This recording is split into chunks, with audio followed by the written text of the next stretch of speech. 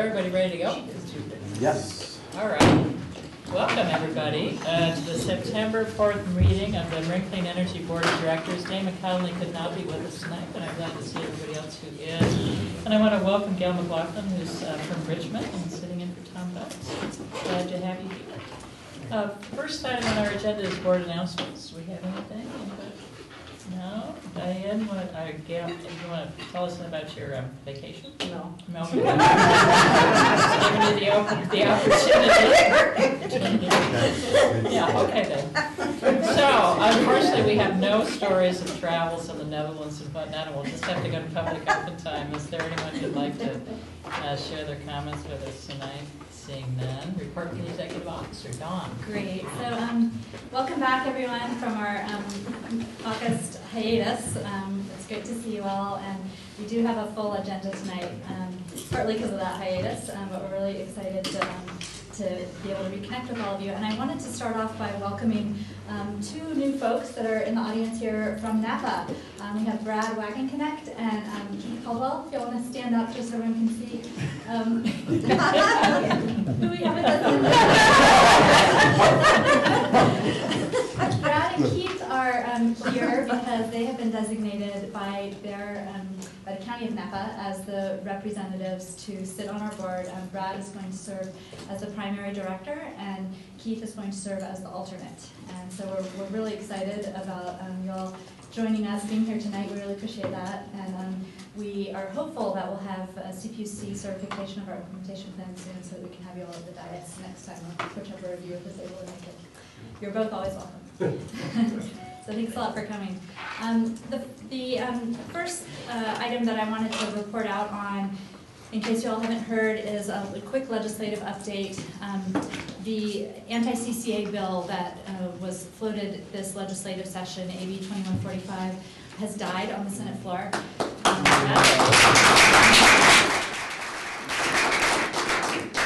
And we owe a big thanks to a lot of folks for helping this effort be so successful. I think big thanks go to our staff, some of whom are here actually, Martha, Becca, and Shalini from our regulatory team are here. They did a lot. Keith and Brad actually did a lot as well. Brad joined us in Sacramento on one day, and representatives from our board did quite a lot. Director Bailey, Director Green were engaged quite a bit in Sacramento. Director Butt as well was very engaged, and many of you brought this issue to your local councils for letters of opposition. There was just a tremendous amount of activity around this bill. And I think that the policymakers in Sacramento and the public really saw it as bad policy, and we're pleased that it didn't move forward. So I'm happy to answer any questions about the bill, but I think the wrap up is that it never was presented on the floor. I don't think the votes were there to get it passed, and as a result, it has not moved forward at all. It's also worth mentioning that we are at the tail end of a 2-year cycle, legislative cycle, so bills will not be coming back, at least not in the same form under the same title. So that's just another piece of information that's worth sharing.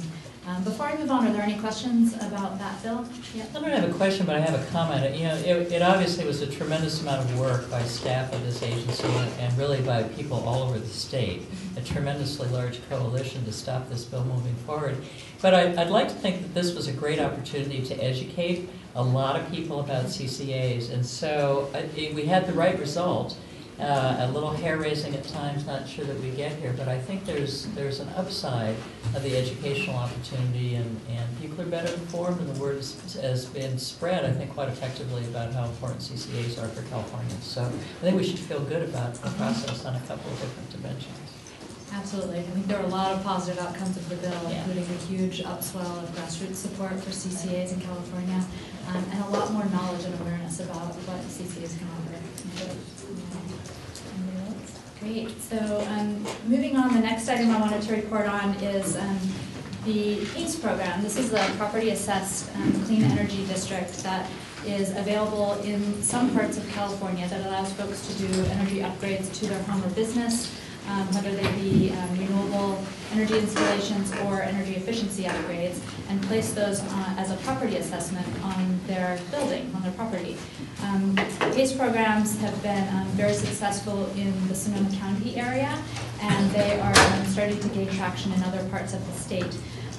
We wanted to let you know that there was a recent letter sent out by the Federal Housing Finance Agency regarding PACE programs, just highlighting, in this case, the letter was directed to the city of San Mateo because they're moving forward on a PACE program. And the letter was really outlining the position of FHFA regarding kind of lien, how the lien placement might affect their property. And it doesn't state a new position of the FHFA, but we just wanted folks to know about it because you may get questions from other local elected officials or your city or town managers about this. We're also sending out a memo to city managers in the next couple of days that outlines the FHFA letter and some of the talking points that we have in response to it. I think it's worth noting that, first of all, there's not a change in policy at the FHFA, but there does continue to be kind of a situation where when properties have a PACE assessment, they typically need to pay it off at time of sale. So I think the trajectory that the state would like to move to is a scenario where that's not required, where the assessment can stay on the property tax long into the future, just like other assessments are that get placed on the property. But for now, that seems to be the way to resolve the issue, is to just pay it off at time of sale. So there's continued to be pressure from the governor's office to try and change the FHFA's position, and we'll keep you posted on any new developments, but just wanted you all to be in the loop on what's happening with that. And Dawn, I'd like to add something on this. As everyone who's read the letter will see, that the FHFA is urging communities to inform potential borrowers about their policies. And it seems to me that if one did that, we should also inform borrowers of contact information for their congressman, so they can contact them and tell them what they think about the FHFA's policy. Because I think it's great, to rely on the governor, but a little grassroots pressure is always a good thing too. So wonderful suggestion. Okay, great. We will make sure we include that in communications, and we'll recommend that to the citizens. Yeah, Denise. Another thing would be to contact Marin Association of Realtors, because that's something they can really stand behind from their legislative, California Association, of Realtors too, to have them work on that for their political action.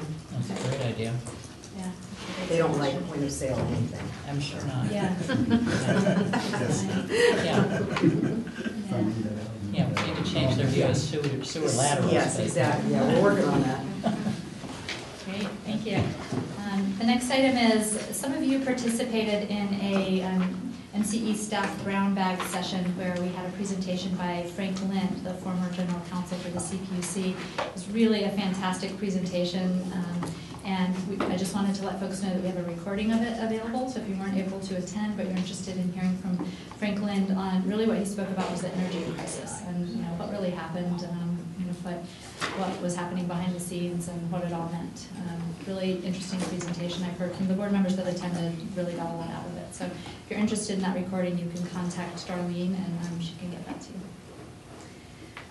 Next item is, I wanted to make sure folks are aware that the board retreat is coming up later this month. The date is set for Thursday, September 18th. 9-ish is when folks can show up to grab some breakfasty type items. We're going to start the agenda at 9:30 and wrap up by 4 or sooner. It always, we leave in some wiggle room in the afternoon, but often wrap up by 3:30 or 4. And we ask that you please RSVP by the 11th if you haven't already, so that we know how much food to order. And if you have any questions, Darlene is the best person to ask. Also, just a reminder for those of you on the Ad Hoc Special Consideration Membership Committee, we do have a meeting set for Tuesday, September 22nd. I look forward to seeing you all there. And then the last kind of update calendar item is we have planned a trip to the geysers to look at the Calpine facility that we were purchasing power from. This is scheduled for October 23rd. 8 a.m. to 5 p.m. It's a long trip up there and back, so it does take a full day, but we're going to have a bus available, so folks can ride on that bus if they like. lunch will be included and a lot of good information and education along the way. So if you're able to make it to that event, let Darlene know. We have a list. We have a limited number of seats on the bus, so if you really want to go, definitely sign up early. And the last update that I have is just to let folks know that the draft climate action plan update for the County of Marin has been posted to their website, and they're looking for feedback. They will be hosting a public workshop on October 6th in the evening at the Marin Center Exhibit Hall. And they have a lot of, I think, useful findings in the plan, some of which relate to their energy procurement and some of the positive impacts that MCE power supplies had on their climate action plan and their ability to achieve some of their goals there. And that's it for my report. So John, there was a document in our packet about the MCE and North Bay pre-apprenticeship program concept. Was that something you wanted to talk about? Thank you very much. Yes, I will touch on that briefly. We're going to be discussing this item at the technical committee meeting on Monday. And this is a proposal that has come to us by Bill Scott, who Director Sears recommended we get in touch with. And it's really looking at ways we can stimulate more apprenticeship program activity in Marin County. There really isn't a point source for apprenticeship of the type that Bill Scott's organization provides. And we've encouraged him to work a bit with Marin County Community Development Corporation on developing the program. He will also be working with local high schools to develop the program. And we are going to be discussing some of the details on Monday, including a grant that he applied for in the summer for this apprenticeship program. We provided a letter of support for the grant. He's now looking for a bit of matching funding from a variety of organizations to help support the program. Some of the graduates of the program would be heading down the track to join the IBEW, for example. Others would be heading down the track to join other trades. But it's certainly something that we want to support, and it aligns with our approach to local jobs and union labor. So that's what that's about. Great, thanks very much. Any questions from the board for John? Comments from the public on the executive director's report? Seeing none, next item is our consent calendar, item number 4. Is there anything on the consent calendar that any director would like to discuss, or anyone from the public? Seeing none, I'll entertain a motion. So moved. Second. All in favor? Aye. Consent is approved. Now, the next item is the MCE audit financials for 2014 and 2013. Great. I have just a one-sentence intro, and then I'm going to turn it over to Mike and John Maher.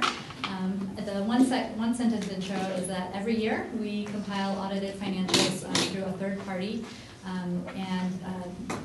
Tonight we are presenting the results to you. It's not an action item, but we wanted to share the results and give you an opportunity for questions. Good evening. Good evening. Thanks for having us.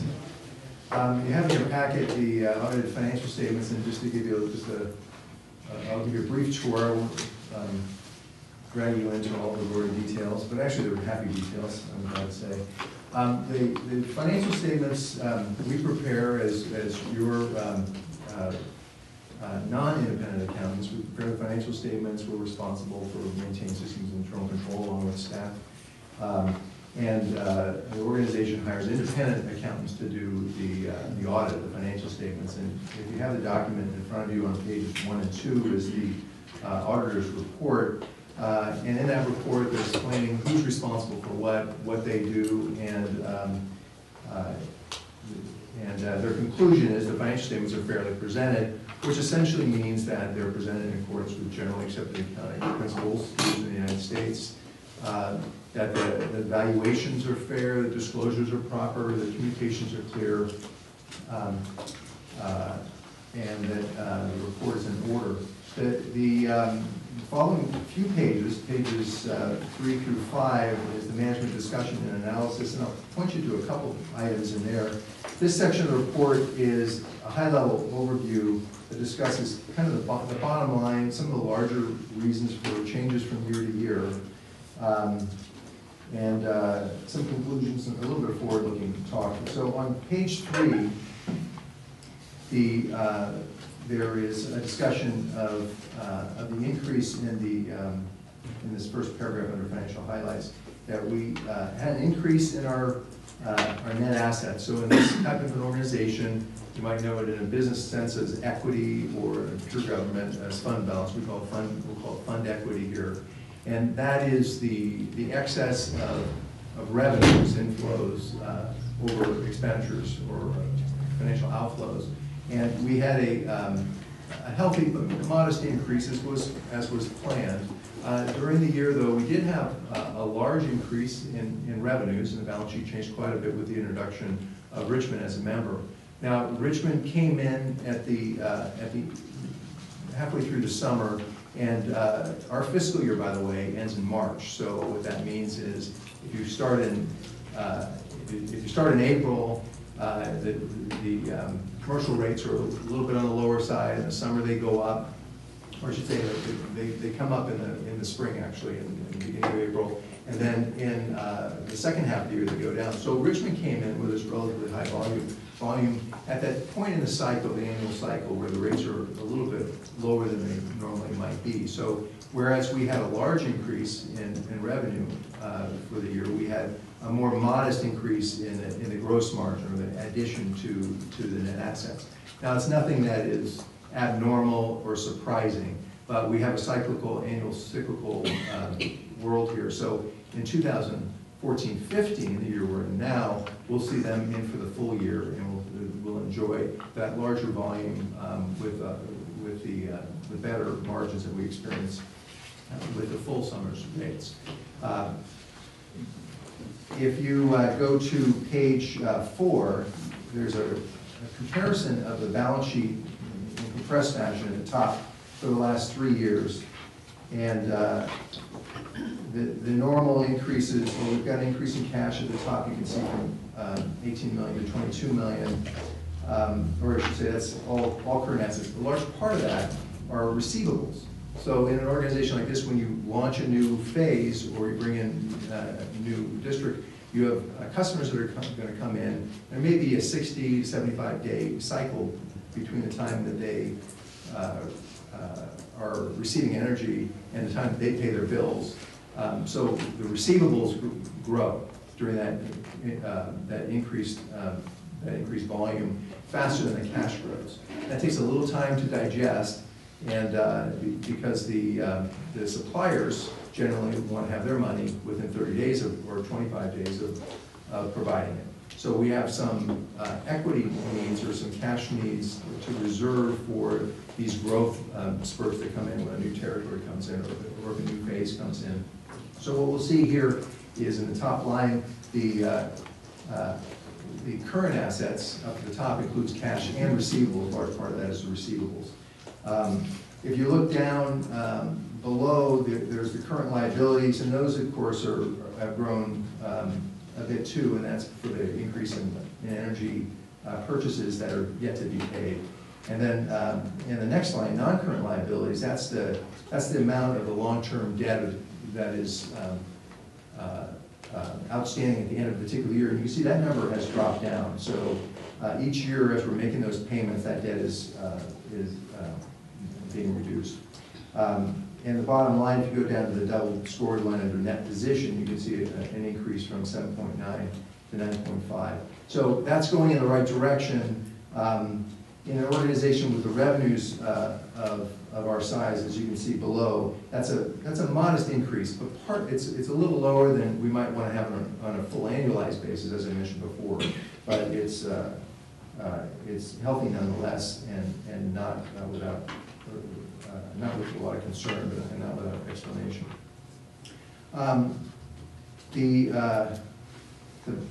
I guess I won't go into too much more details. The key is the audit went well.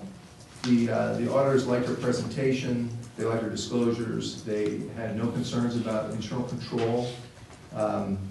They basically gave a stamp of approval with no adjustments, as we like to see. And we also wear the hat of auditors of other organizations, so we're used to being on the auditor side. And but we've enjoyed the last few years to be on your team and anticipating what kinds of things the auditors will be looking for. So I'm happy to say, clean opinion, finances are strong, the audit went well. This report should be very presentable to lenders or suppliers who might be looking at your finances, and you should be pleased and proud. Super, that's all good news. Any comments or questions from the board? Seeing none. Any comments from the public on the audited financials? Seeing none, thank you very much for that information. Yeah, appreciate it. All right, next item on our agenda is the land option lease agreements with Chevron Products Company. So we'll be dialing in And Ben then Fisher, our someone's going to come in with us. council, yes, we'll be dialing in shortly. Okay. Yeah.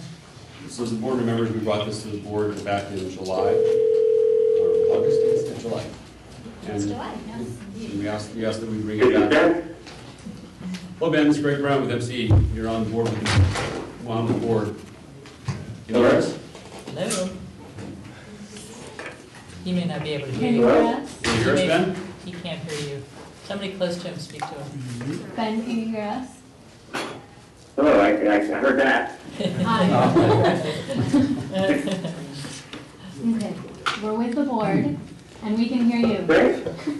Okay, I can hear it. I'm not sure. It started rocky, but it sounds fine now. Okay. Great. So we did take this agreement back to council. We did change council kind of midstream here. We moved to Trapping Sanders, who represents us now, to get some more feedback on the indemnification for the existing contamination on the site. The council, in his opinion, we're pretty well covered on this now. The lease option itself has a sort of a one-way indemnification where we're indemnifying Chevron for any testing that we do. But in the lease itself, it's a cross indemnification, so both parties are indemnified against any existing contamination. I think we have some new language also that covers us as far as the cost defending any sort of liability claim. So in the staff report, there are some language that was added to this effect in 6.2 of the lease itself, that the landlord was going to take efforts to keep the facilities in order and to prevent any contamination on that site, and then the more of indemnification at 8.32 or our indemnification. If I could add a couple of things I think that are really exciting about this transaction. You know, we've been looking for locations throughout our service territory for local solar that we could build and own, and your board made a decision about a year and a half ago to divert 50% of our local renewable, of our deep green revenue into a local renewable development fund to use for building local projects that we would ultimately own at the end of the day. We have a couple of sites that we've been exploring. One that's still in process is the Richmond Port. This is another one that came to us along the way while we were looking for locations for solar. One of the great things about this site is it's definitely a brownfield reuse of a site that really doesn't have any other potential for use, and it's quite a bit of land. So 60 acres gives us the opportunity to start with a small 2 megawatt facility initially, but then increasingly add with additional phases more solar as we have an appetite to do that. That also will create the ability for us to have less of a stop-start on the job development front. So the great thing about being able to do multiple phases is having opportunities for jobs at one point in time, but then, again, several months later or a year or so later. So there are a lot of opportunities for the site being so large, and it's, as you've probably seen if you look at the lease, the cost of the lease is $1 a year. So really, Chevron is allowing us to use this site because they see a public community benefit for its use. So could you talk a little bit more about next steps on the project? It was my impression from reading the materials in the packet that we need to go on-site and sort of determine, I don't know whether it's the specific location on the site or exactly what. Could you just talk about what needs Once the going option is forward? approved, we'll go ahead and submit an interconnection application for PG&E. That will be one of the first things we do. And then we'll also do a site survey delineating all the areas that we're actually taking possession of in the lease. We'll exclude any wetlands or any the landfill maintenance areas, so those will be excluded from our site, so those remain under Chevron's control. There'll be fencing and access gates and those kind of things will all be laid out. We'll develop a work plan that we will take to Chevron and their safety team to get approval on. We'll do some ground testing to see if there's any existing contamination. We generally have a plan to stay above the ground as much as possible on most of the landfill sites. There won't be any penetration, but there will be some parts where we do have the ability to penetrate, so we just want to make sure that there's not any contaminants that are going to have any worker impacts on health and safety. Once they approve that plan, we'll go through the testing, and then we'll decide whether it's feasible or not, depending on what's required as far as mitigation. And are we doing that work all ourselves, or are we looking for a partner developer, or are we not sure? We will at this probably point? bring in a developer that has more experience. We're sort of doing the pre-development work. The developer has more experience in what sort of financing mechanisms and the work progress goes. But once we have those basic reports and what we can do on the site, then we'll bring in a developer to carry the project across the finish line. Yeah, Dr. Lyon? Yeah, following up on that, I saw where we have the opportunity to do soil testing and so forth, and that's part of the feasibility analysis that's in 3.1 in the lease. But it wasn't clear what recourse we have if we find something. But now you mentioned that this whole thing is still in the feasibility stage, so we can still determine this doesn't go forward and then the whole lease is Correct. off, right? Yes. Okay. Just wanted to make sure that was. No, absolutely. Yeah, Director O'Donnell? Greg, who handles the long-term maintenance and also security of the site once it's developed? That will be our responsibility. So we'll have to, the Chevron will still have access to the site, but the roads will be gated from the solar areas, and their maintenance areas will be outside of the solar facilities. So We will be responsible if there's vandalism or whatnot. Correct. Okay. Great, Director Franklin? Yeah, just in regard to the landfill cap, which seems to be a big issue about penetrating the cap. Do you know what we're dealing with? I mean, how, is it asphalt or what type of material it is? There is, the landfill part itself does have an asphalt layer, and then it's got 18 inches of fill on top of that. This is sort of a contoured site now. We're anticipating, adding additional fill to that to make it level. The way it's laid out right now, you couldn't put a ballasted system on; they would sort of slip off the slopes. So we will probably add additional fill on top of the existing cap, so there won't be any penetration. And I would assume as whoever is doing this, we should make sure they have some experience dealing with brownfields, because just Absolutely. bringing in the equipment to put the panels, I think, could be a challenging Absolutely. task. The nice thing about the ballasted systems, we are looking at one system in particular that has, it's a very small footprint. It's sort of a plug-and-play system, if you will, where they bring out these small ballasted, basically something that 2 men can carry off a truck is the ballast, and it holds 1 to 2 panels each. So it's a very small, low-impact sort of system, and it is a tracking array too, so it will track the sun. Okay. So that's one option we're looking And at. then as far as the term of the lease, how long is this lease? It's a 25-year term with an option to renew for 5 years. Super. Other questions from directors? Is there anyone in the public who would like to comment on this project?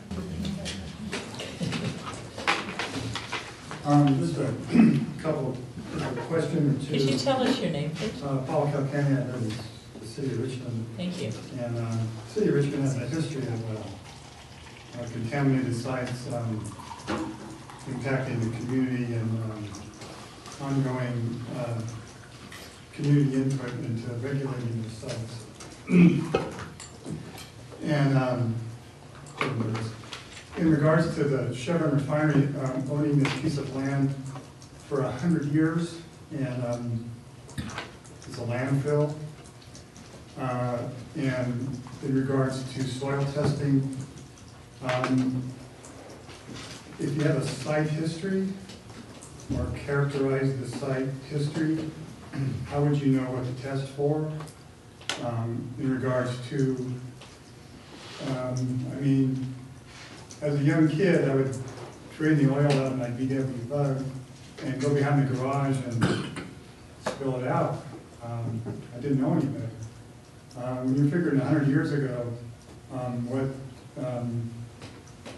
the development of this site and where it is now, and what possibly could be in that landfill, and some real concerns about how you would know what to test for. Great, thanks very much. And Greg, I wonder if you could address that there is a cap on the landfill, and the testing would be, the goal is to not penetrate that cap, correct? Correct. So the testing, correct me if I'm wrong, will be on the fill that's The fill on itself. top, but maybe you could explain that a little bit more. Yes, the site is an officially closed landfill, so there was an extensive testing and sampling done before the closure and the closure plan. It's been closed, I believe, for 20 or 25 years now. So there is a maintenance requirement to maintain that cap on the landfill, but there is a very extensive report that we got a chance to review of all the contaminants that were found on the site before it was capped. So we have a pretty good idea of what exists there now and, you know, the depth of soil throughout the site, so we know how far we can go without disturbing those chemicals. So the testing will be for that list of contaminants? Well, we'll be testing for anything. Anything. We don't know, we want to make sure that even the fill itself on top of the cap has not been contaminated since then as well, so. Absolutely. We don't want to release anything into the environment that could be a potential hazard. Great, thank you. Anyone else from the public who would like to comment on this item? I have another question. Yeah, please. Can you give us an idea of what is contained within the cap? Yes. Underneath the cap? Yeah, what's captured? There's the large level part side of the plant, about 24 acres, was a fertilizer pond. So it's the various chemicals that are used in making fertilizer. The other site, the actual contoured site, was various petrochemicals and different things that they used in the refining processes. It's had several iterations. There's a map that shows the different chemicals in the throat. Be happy to share that report with anybody who wants to take a look at it with me. Any other questions or comments from the board? Okay. Just a quick question, and this may have already been answered. So in the construction of this, which is, you're looking at a less invasive type of construction, but if there was any damage to the cap, I mean, I have no idea. Is there any liability in our part? We would be responsible for any damage, so we have to be absolutely certain that we don't. That's part of the plan in the development. Yeah, but I think it's important to keep in mind that we will be. Could you speak just a little bit louder? Yeah, sure. Thank you. We'll be hiring a developer to handle that part of the work, and we would make sure that that liability was part of the agreement with that developer, because it would really be their responsibility to maintain the gap in the country. Thank you. Anything else? Yeah, please. In terms of the hiring for the construction and for the maintenance, are there any plans to hire locally from Richmond? There are. We've adhered to the City of Richmond's local hire policies, and we're also, part of the lease actually has a requirement that we try for a minimum of 50% local hires. So I'm definitely on top of our list. Well, we have Ben on the phone. Were there any more questions regarding liability or the indemnification? I don't think so. Great. Thank you. So Ben, we can release it if you want to go ahead and hang up. You may need I'm to. sorry? You may need to somebody close to it. Sure, just let me know we're okay. Yeah, hopefully you Good night, then. Thank you. That's no problem at all. Yeah. Invaluable contribution. Better than a place. Exactly.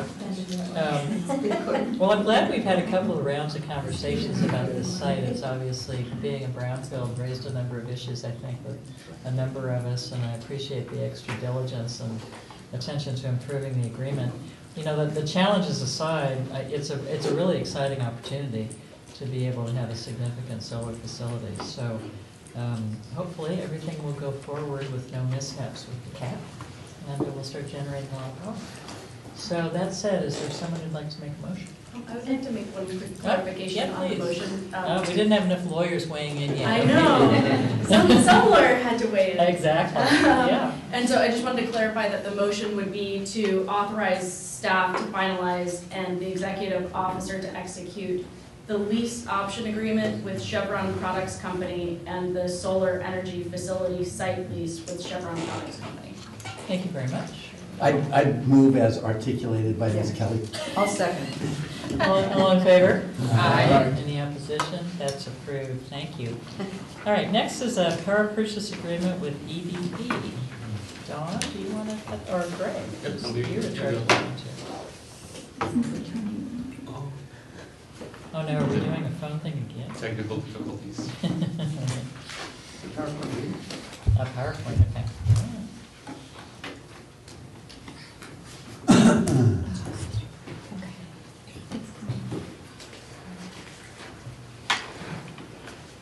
So this PPA, while the project was warming up, was an outcome of our open season process for 2014. This was an opportunity for a substantial wind project, and it's a newly constructed project in the Mojave area of California. So this will be a California-based new construction resource. We'll be taking, the project itself is about 198 megawatts. We'll be taking half of that project, about 100% of the output for that first portion of the project.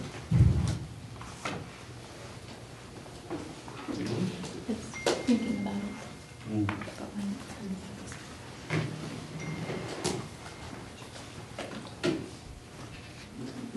So in the discussions with the ad hoc contracts committee and the consideration of expansions that we're currently considering as the open season was unfolding, we took to the ad hoc committee and asked that we go ahead and add those volumes needed for the expansions, and also consider possibly converting some of our initial bucket 2 and bucket 3 purchases and voluntary purchases to this project, which would be a bucket 1 resource, and I'll kind of explain those buckets in a second. So this would be making a big change from our initial plans of using the bucket 2 and bucket 3 resource to a bundled in-state project. So just kind of review the different buckets we're talking about here. So bucket 1 is a product where the energy and the RECs are transferred contemporaneously, in real time. A bucket 2 product is where the RECs are generated at one point in time, and then for some reason or another, the physical power cannot be transmitted directly, or it's either shaped or firmed to match an existing load profile. So the RECs are rebundled with power that's delivered in a time frame that suits our needs. And then the bucket 3 transaction would be just the RECs only with no power purchase. And these different categories is we're now in compliance period 2 of the RPS program, so our bucket 3 is limited to only 15% of our RPS compliance. In the previous 3 years, it was 25%. After 2016, it'll drop to 10%. So over time, that bucket 3 ability to use bucket 3 RECs will drop off anyway. So we're trying to increase our demand or use of bucket 1 resources is just a very good thing to do. Bucket 2 is not. So this product was a very competitive price compared to what market prices were. Very low premium for the bucket 1 resource. This is only a 4-year PPA. The project has an existing PPA with Southern California Edison after 2018. So it'll come online in July of next year, and then we'll have that half year of production and then 3 full years of production. The project itself will generate enough power each year to power about 37,000 of our customers, residential homes. So a very substantial portion of our need. The project is called the Rising Tree Wind Farm. Again, it's located in Mojave in Kern County. It is under construction now. There will be probably about 300 employees on that job site. 20 or 30% of those are expected to be union employees. Another about 40 to 50% are expected to be local hires in the area. There's, I believe, roughly about $80 million worth of economic impact to the area for the project. The PPA itself will probably roughly account to roughly $1 million, $1.1, $1.2 million per month during the peak months of production. So it'll be a fairly substantial part of our budget for a few years there. EDP Renewables is a European-based developer from Portugal. They have very extensive experience with wind projects all over the world. They've got about 23,000 megawatts of installed generation capacity worldwide, about 7,800 megawatts of capacity here in the United States. Most of that is wind generation.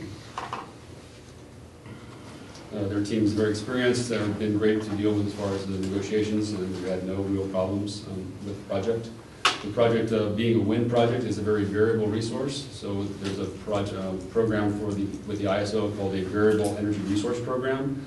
that has different mechanisms where you bid these resources in for a minimum bid. The ISO takes a forecast that they develop, and they will bid in that forecast energy for you in the hour-ahead market, so you can avoid any imbalanced energies. With wind energy, normally you're bidding a day or two ahead of time, so you really have no visibility of the actual production.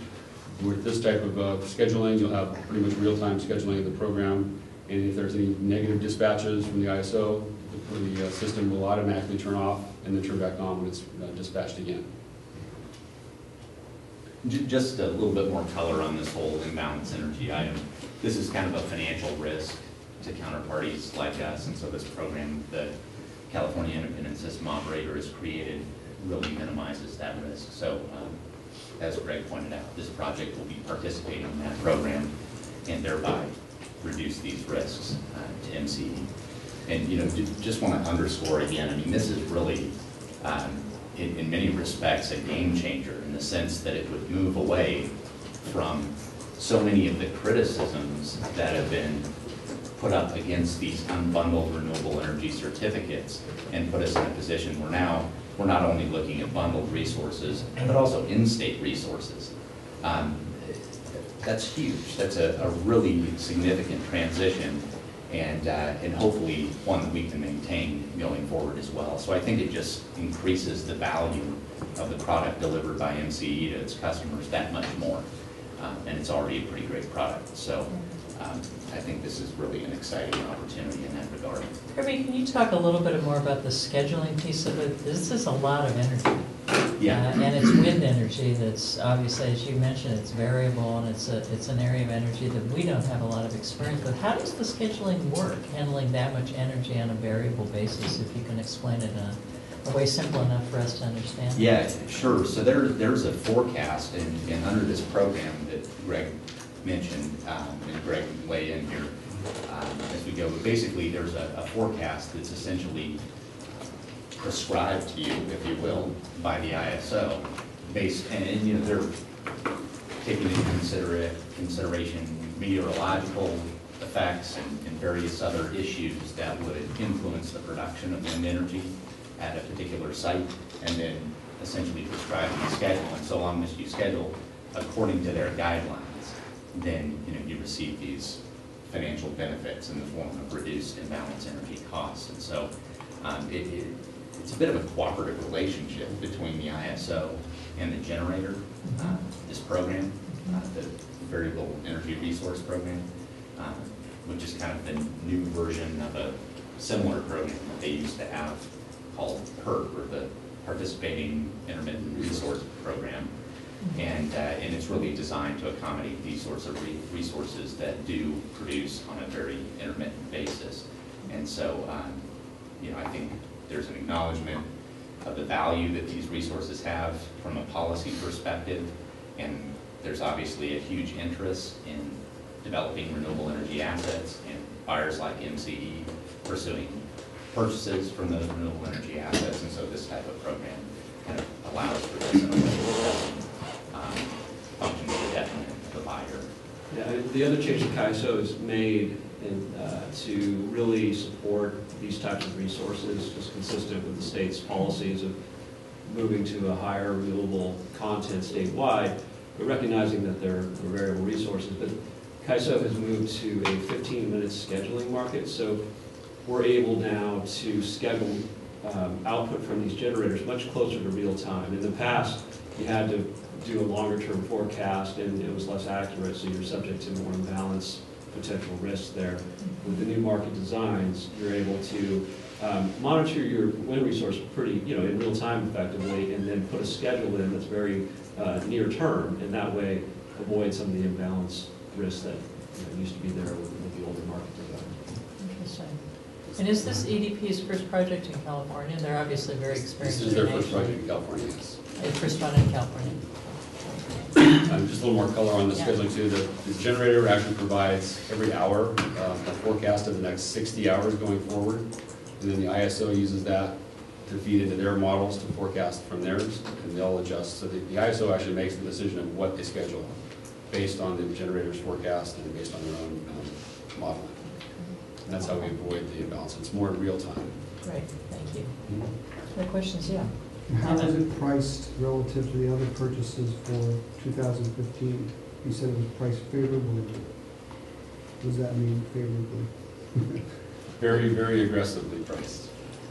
And yeah, we went It's very competitive and, you know, falls at the very low end of the range for all the bids we received in the open season. So it's very, very competitive. very, very small premium over just the basic market energy costs.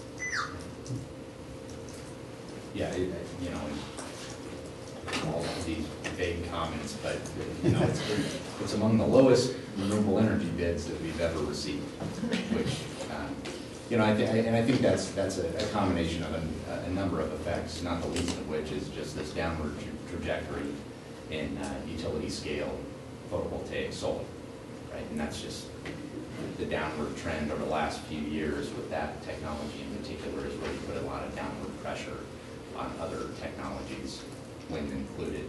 And so buyers like MCE and others are really enjoying a very you know, kind of bearish market in that sense. So get some sound effects here. This is but yeah, so it's really about as low as we've seen.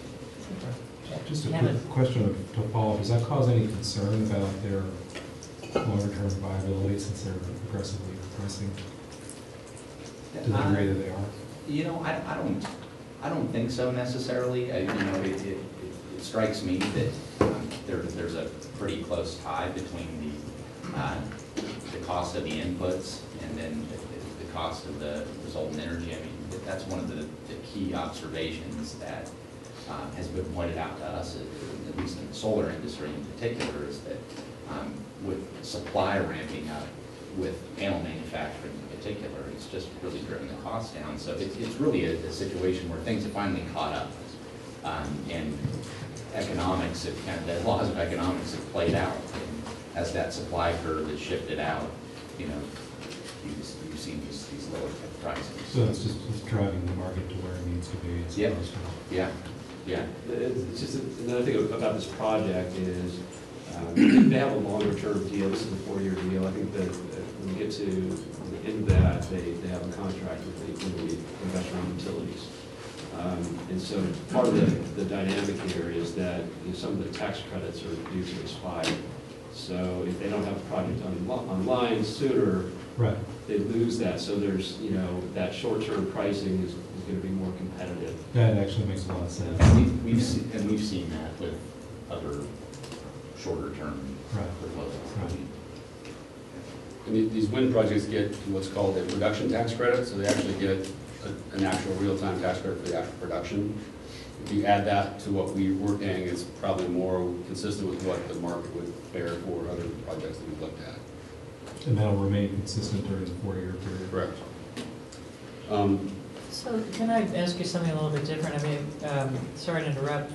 One of the attractions of this project, as Kirby said earlier, is that we can really reduce our reliance on RECs, which is something that we've been wanting to do. You did note, though, that it's a 4-year contract, so that's a wonderful boon for 4 years. And then do we have a plan to how to sustain that enhanced or lowered reliance on RECs after this contract?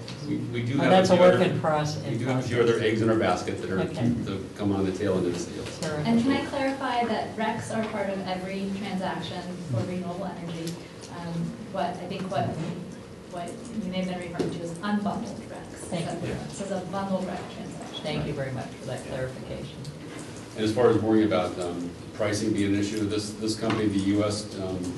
Portion of this company has equity of about $6 billion. So it's an $80 million project is a fairly small part of that. They can handle it pretty well.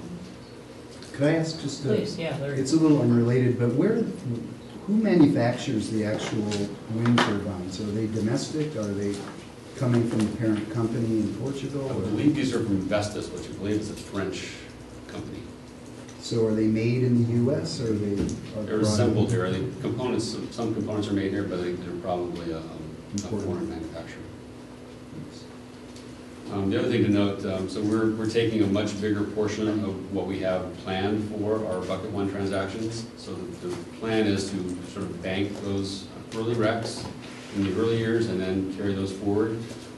This will actually take us to our 33% RPS goal by the end of next year. And we'll actually, with this transaction, be actually 39%. So we'll be banking that excess and carrying that forward. So we should be able to carry that 33% renewable standard all the way through 2020. And then any new transactions after this project will help maintain that beyond and probably expand as well. Fantastic. That's great. Other questions from the board? Greg, is there more to your presentation? I think that's about all we have. Unless you have other questions. Okay.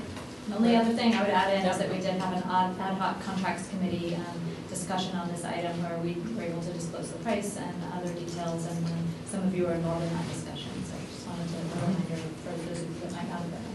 Great, thank you. Is there anyone from the public who would like to comment on this item? Seeing none. Bring it back. Yeah. I'd like a motion. I would make a motion. I'll move that we authorize approval of the power purchase and sale agreement with EDP Renewables North America LLC for renewable energy supply. Second. All in favor? Aye. Any opposition? That's approved. Thank you. All right. Next is one of our favorite topics, which is the lease agreement for the MCE office space. Thanks,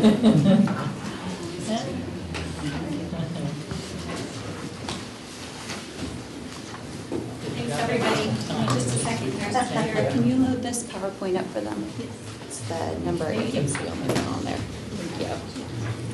And do you have the clicker? Sorry. Go ahead. Good thing it's on.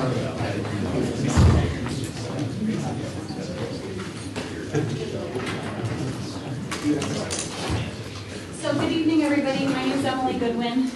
Thank you, board, staff, and members of the public for joining. I have Jeremy passing out some updated materials for you that reflect changes since the board packet went out. So I'll note those in my presentation tonight, but that's what you're looking at now.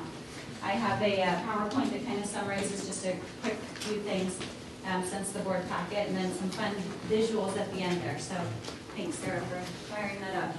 Before I get started, I wanted to introduce our agents, Mark Carrington and Kevin Delahanty. If you folks can stand up for us. And they've been helping us through the transaction. Mark is our local contact here, and Kevin's helped us out in sort of the final stages. He's based out of San Francisco and has experience helping us with our lease expansion from last December. So, okay, so we have come a long way. Wanted to start first of all, and I don't take this lightly, with the most important slide perhaps, and that really is to acknowledge board members who have taken an active role in pushing this deal along, providing guidance to myself, Dawn, and other staff, and to our agents to get us this far. There's a lot of ways that they've helped. Some of the significant ones are guidance on best practices. Well, that sounds sort of vague, but really that has everything to do with looking out for lease negotiation language, construction pitfalls, things to look out for to put in damage information if construction penalty or deadlines are not met. They've helped us out with a number of other small nuances there that we built into some of our presentations already provided at executive committees, July's board meeting, and now tonight. They visited multiple times to the property at 700 Fifth Avenue, which takes a lot of time out of their schedules. Construction build out, I mentioned, they've given us really important contract and architect referrals, which has helped us not for the work that's going to transpire for the tenant improvements on this building, but more so to act as sort of a representation for MCE to make sure that the architect representing the landlord is reasonable and that we're protected in that language so that we're not having the rug pulled over us. And that's been really helpful because just starting sort of cold calling the community, that could take forever. So I was really grateful for that sort of network to build from, and much more. So I just really want to acknowledge Directors Connolly, Sears, Athos, McCaskill, and Bailey for all of their work. Thank you. So a couple of the key developments since our staff report. A lot of things have been happening quickly, which is great. I'm excited to talk to you about some of the relationships we have fostered since I tapped into that network provided by Sloan. This, of course, isn't stuff that's necessarily the most enticing for a contractor or architect, because keep in mind, it's a turnkey operation for the landlord, so the lion's share of the work will be done by their architect and contractor of choice.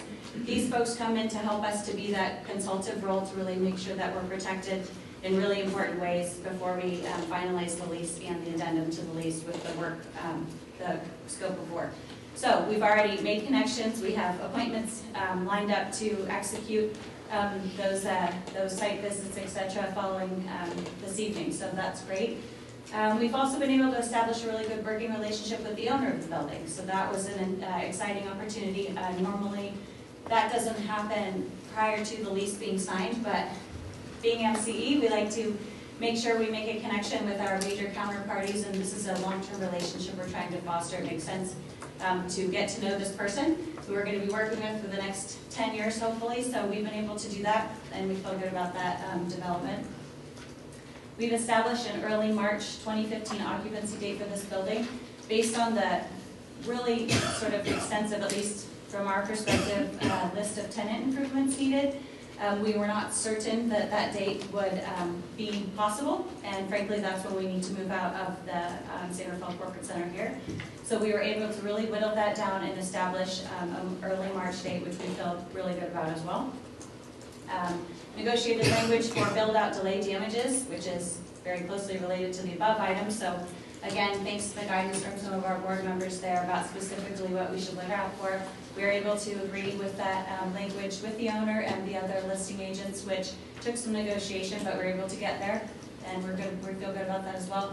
And another development, which of course is very new, is that we reached out in classic MCE form to our local contacts at the San Rafael Fire Department, MMWD, we're in the Municipal Water District, for those of you who don't know that acronym, and the San Rafael Planning Department. We are able to establish familiarity with our bid, our work plans, the timing related to our required either relocation here at SRCC or our move out of the building, and some of the timing issues around the improvements needed at the 700 Fifth Avenue space.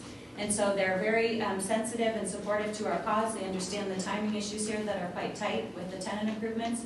And they've been able to help us work outside the box to establish some exceptions based on some core detail of our work plans established and architectural plans established, which we already pretty much have in place. I've already met with the fire marshal and talked with others at each of those departments. So we feel really good about that. We're going by the books in every way. We're protecting ourselves in every way, but I just felt like that was important to note. We were going out on a limb to reach out to these permitting offices, these offices that sometimes tend to add weeks or months onto the planning, and establish a connection there. So we feel like we have warm bodies on the other that we can work with and make sure to keep things chugging along. This is kind of hard to see, but it's the first item on your packet. I just wanted to point out a couple of things. This is something we submitted in the packet that went out last week, but this is the cover sheet of what I just sent around. The only key difference here that I noted was 750 Lindaro is the relocation here in this building on the third floor if we had to relocate. I changed the base rent amount to start next year, so the one that you had received previously, and I'll point to it right there. It's $338. That was $325 the last you saw it, and I started it at 2015 just because we wouldn't be moving there until next year anyway if we relocated. So that base rent is really $338. That's the best place to start. And then as well, I highlighted the last 4 years of that lease comparison. So the 750 space here has never, initially was offered at an extension opportunity to 2023. Since we last met at XCOM, that was decreased to 2019, which is our original lease term, which made the deal less enticing. So I highlighted those years there because really what you're looking at is a cost comparison for the first 6 years, and that's it. So those are the substantive changes. I think the comparison lays out a really good summary of what we'd be paying year to year. And the important piece on the 705th property is really how the rent has allowed us to ramp up and not pay for the full price of the building of 10,000 plus square feet, but really ramp up starting with the 6,000 and change to the 7,000 and change, 8,000, and then finally the total occupancy of the building. And that allows us time to obviously get situated, find the right subleasing tenant, and move forward comfortably with that large space. And then before I go into the renderings of the renovated space, I know you all have seen that in your packet. I'm going to save that until the end. Before going through kind of some of the other key components of the staff report, is there anything people have questions on from what they've seen in the packet sent out? Dawn, do you have any comments you want to add in some detail? No, I think this is really useful and is a great summary of the key points. And a lot of this, I guess I would just add that a lot of this has been developed with a lot of your input. So thanks a lot to all of you who participated in the process. I just want to clarify one thing, because you mentioned the ramp up on the square footage in terms of the rent payment. We are assuming, though, that all of the renovations will be completed by March of 2015, right? So the ramp up does not provide an opportunity for ongoing physical improvements during that period of time, because those need to be done before we move in, right? Correct. Okay. Great, thanks. Any other questions from the board? Okay. Quick. More? One of the other sort of details that I can provide, somebody, and kindly so, said, has this been earthquake renovated, or sorry, seismically retrofitted? I knew I was saying that in complete layman's terms, but so obviously that was a really important point, thank you, and yes it has. So that's great, really important to know, nothing like an actual experience to make you think about really important stuff. So that's one key component. Another key component was some of the language around damages should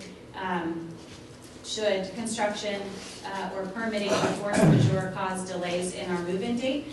And we were able to negotiate, as I said, pretty well. Any construction-related damages would be solely absorbed by the owner at $775 per calendar day.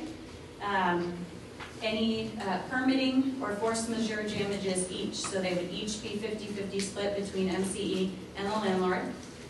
We, again, don't anticipate that being as much an issue. We understand construction and permitting issues generally always go a bit longer than anticipated, but again, we've been back and forth so many times here, working with the landlord, trying to establish those relationships with the permitting offices. And actually, I don't know if I called this out clearly enough. So yeah, we established early occupancy dates in March, which really has everything to do with the fact that should key components, as in the elevator or the fire sprinklers, not be fully activated, if you will, so the elevator not be totally completed, and this is really only as needed, and the fire sprinklers, the main actually not be switched on itself, we were able to establish an exception made in both areas by the city to move in early. Now, keeping in mind that's not the plan, we're not approaching this work schedule, which we have planned out and which I'll share at future XCOM and board meetings just to keep you up to date. That's not the plan that's an absolute fallback, but that's something that we were able to negotiate and has taken time to do, which makes us feel confident about that early March move-in date. The other piece, so the damages around construction would be solely absorbed by the owner. The permitting or force majeure issues would be split 50-50 by MCE and the landlord. That, as I said, took some negotiating, but we feel comfortable with that amount, also at the $775 per calendar day. I do have a summary I can pass out of those costs totaled every 3 months. And so certainly for the first year, that makes us feel more than comfortable with those costs related to our rent and damages associated. So keeping in mind, we'd be in the building, we'd be comfortable, we'd be operative, we'd be safe and compliant with the law. But those early move-in exceptions would be important. And of course, still, anytime after March 9th, we would approve those we would be paid for the fees that are at fault by the owner, and we would split the permitting or force majeure with the owner, and we felt like that was fair. Director Lyon? I see in the first floor, there's a fair-sized conference room. What size group will that accommodate? Will it take the executive committee, or is it just a meeting room, or does it take the executive committee, the technical committee? Or? It's going to be our dance room. The whole board? We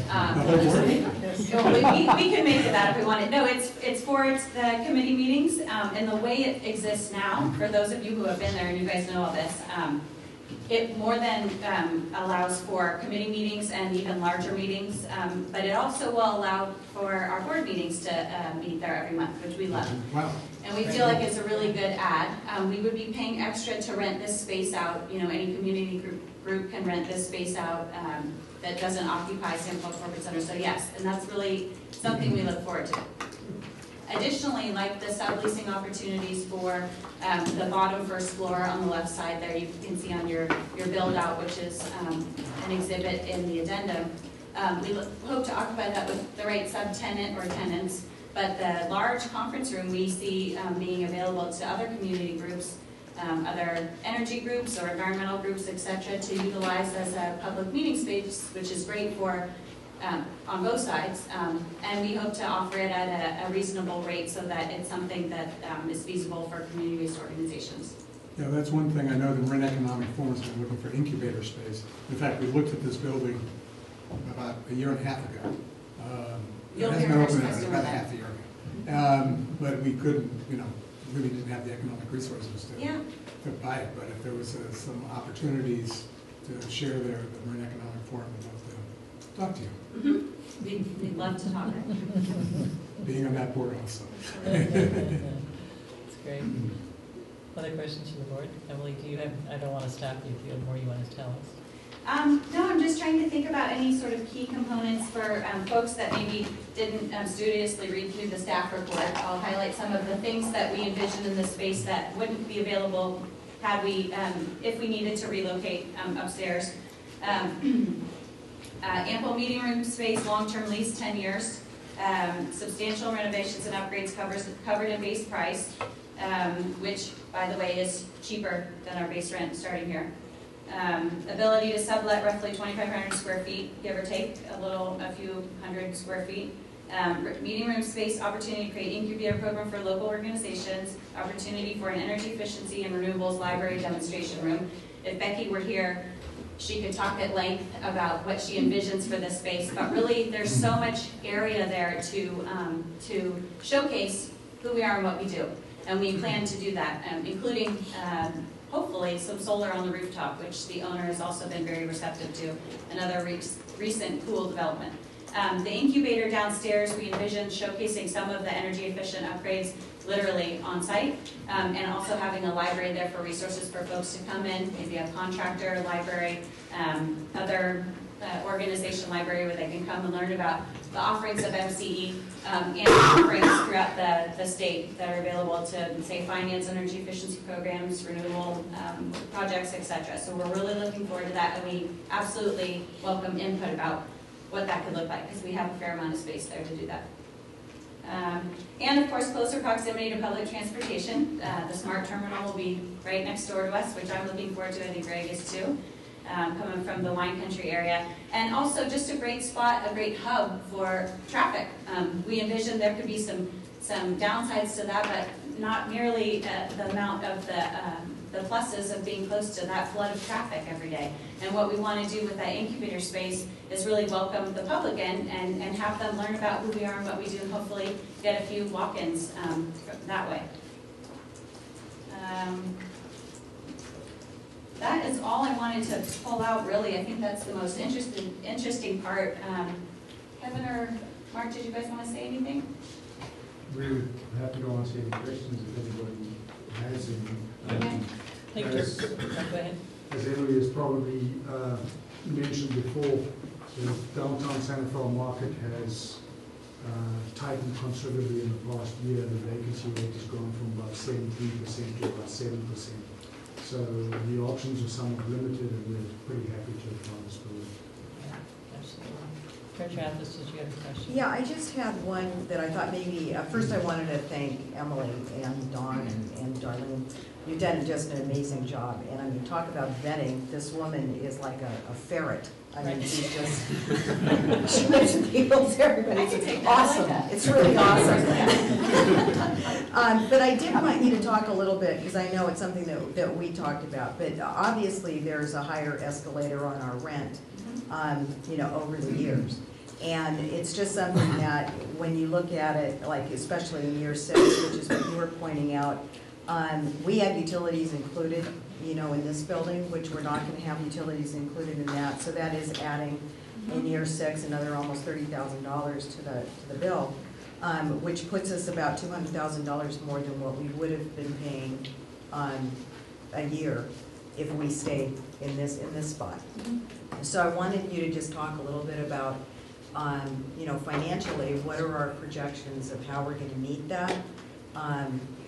We probably, I mean, do we have a 5-year plan or a 6-year plan or something that shows with those kind of expenses, are we comfortable with knowing that we can meet, you know, those kind of monthly costs? Or do you have real plans on making sure that some of that is absorbed with a subtenant? I would say both. Okay. I would say both. We vetted this with our accountants who are not here right now, but we've already discussed this spreadsheet in particular. We've discussed it with our agents. We see the opportunity to take control of some of the extra costs of occupying a building, most especially the utilities, an advantage for us for reasons of having our own incentive packages and other means to finance projects, reduce our energy footprint, et cetera, put solar on the roof. That's just one of the add-on costs, of course, but it's a big one for that space. We also plan to offset the costs based on the tenants that sublease the bottom portion of the building. And the truth is, we frankly need more space, so no matter where we be going, you know, we're in this space being relocated upstairs, we're pretty much at capacity. And by that I mean one more staff person or a few more consultants on a regular basis, which happens when your business grows, which is our plan. It really makes it a bit awkward to have workspace meetings, impromptu drop-ins, etc. So we do need the extra space. It's a cost that we would plan to just grow and do business anyways, and we have vetted that with our accountants, our agents. As far as a 5 to 10 year plan, Dawn, did you want to add anything on that note? Yeah, I mean, I think that the fact that we have taken on responsibility of utilities really is related to our core business. We were interested in taking that on, partly because we would like to take the opportunity to potentially incrementally roll out some energy efficiency upgrades to the building. Also installing solar, you know, we'd like to be able to benefit from that financially by having reduced energy bills over time. So, our behavior in the office will impact how much energy we use on a regular basis. So we wanted to have control of that line item.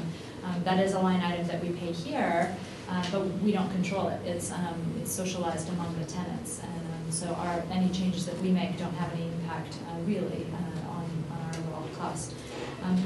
As far as the long-term trajectory, I mean, I think one thing that we'd love to be able to demonstrate at this building, to the extent that that's possible, is kind of moving towards a zero net energy building, and that this would give us an opportunity to really do that. I think that's an exciting opportunity that we wouldn't have in a space like this when we're co-tenants with so many others. But long-term, we think that this space is going to suit us well and accommodate the incremental growth that we have over time. You know, we don't expect to double in size, but we do expect some incremental growth, as we've seen in the last 4 years.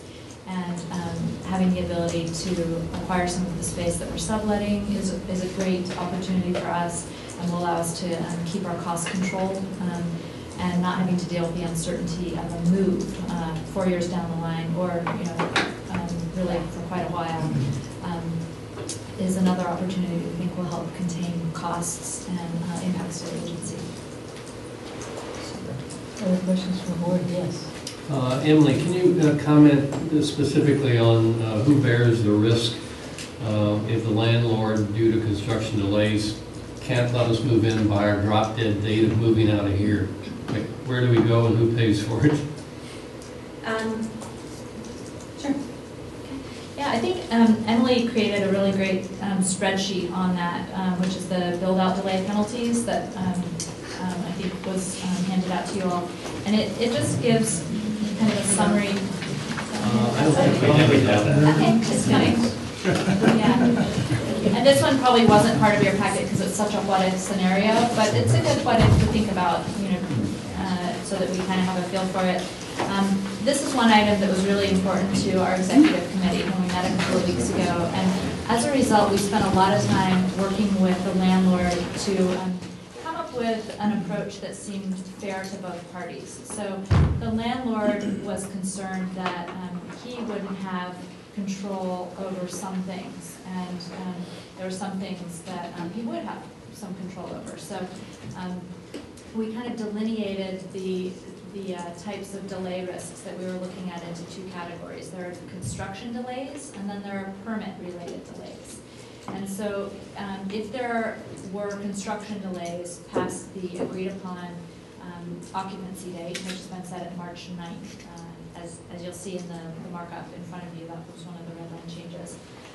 If there's a delay past March 8th, then if it's a construction-related delay, then it's fully, the risk is fully borne by the landlord, and the landlord is responsible for paying our penalty to stay in this facility. And it's a direct pass-through of those costs. We wouldn't be absorbing any of those costs. So that's what would happen in the scenario of a construction delay. If there was a permit delay, then we would share those costs. We would split them 50-50. They would cover half of the impact to MCE, and we would cover the other half. We have already been engaged in the permit process to help expedite the permits, and we want to continue playing that role because we have local relationships, and we've been pretty successful thus far in that. So we've also added a provision in the lease addendum that requires that we provide all information, we're provided with all information related to permit activities to give us the ability to independently determine if there have been legitimate permit delays or not. So that's the delineation there. And then for force majeure, we would be splitting the impact there as well, 50-50 with the landlord. So that would be the role that the landlord plays in making us whole if there's a delay.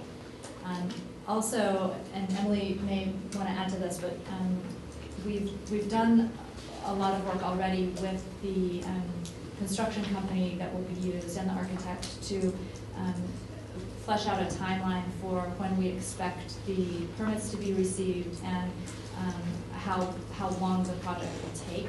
And the March 9th deadline is one that the other party was very comfortable with. The other party is not interested in paying any of these damages and is very eager to get the project wrapped up so that we are in there and paying rent as soon as possible.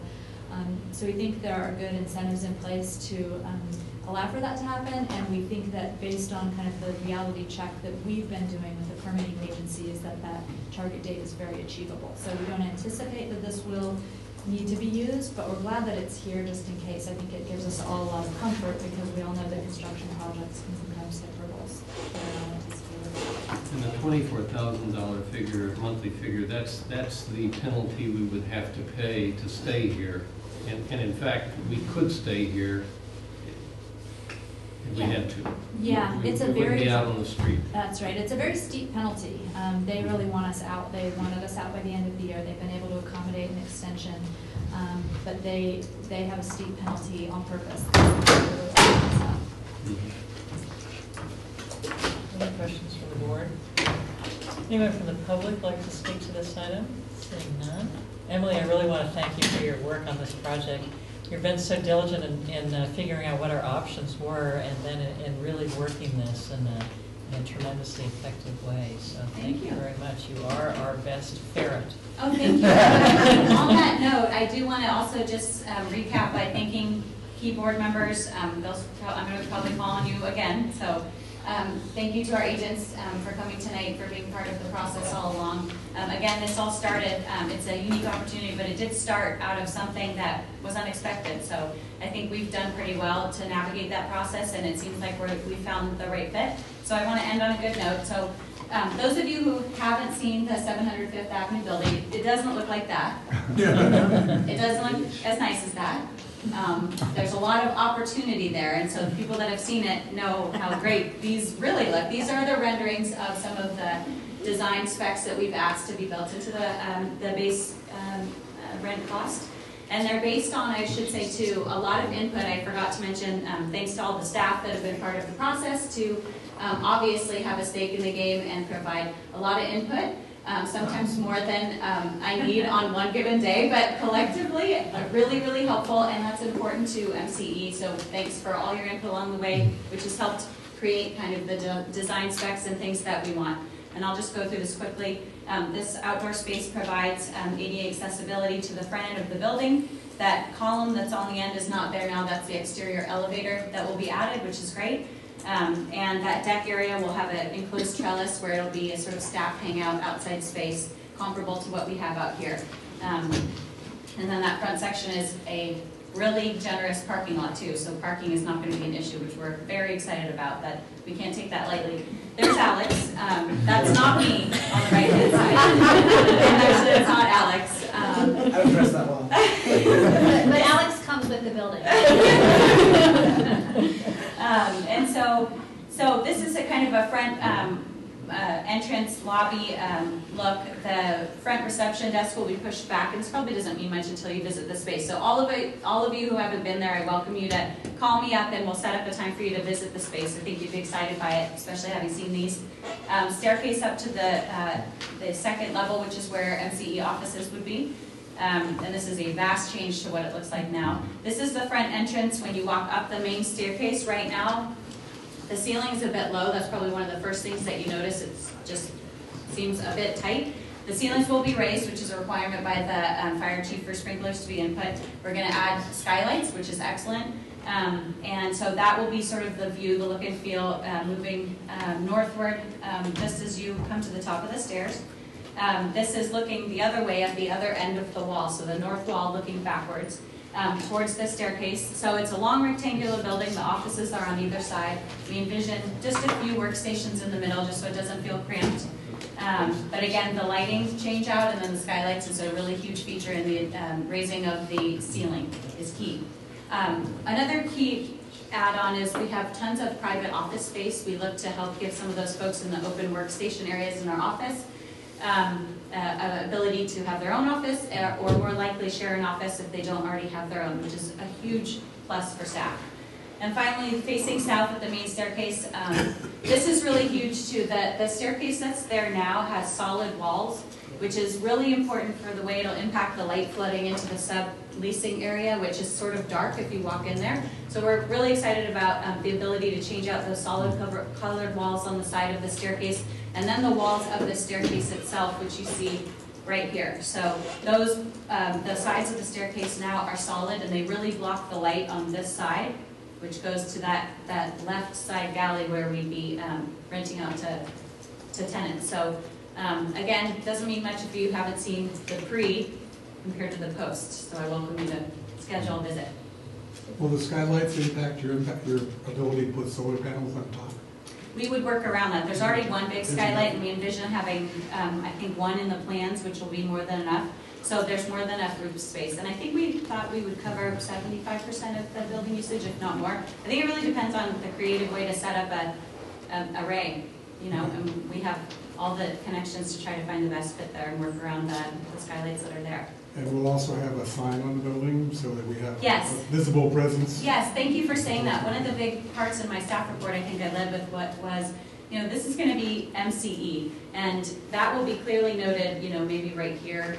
We have some thoughts about where it would be, maybe on the other side by the trees that would face the train. But right now, we don't have the clout or the square footage, whatever, to have had our name included on the building. We've asked for it since I think we moved in here.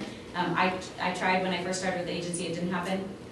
This is an opportunity to really be, you know, known, and that's exciting for us on a lot of levels, not just to put our name and our logo out there. Yes. I'm sorry, before we move on, can I, Dawn, I wanted to ask you about the delay penalty.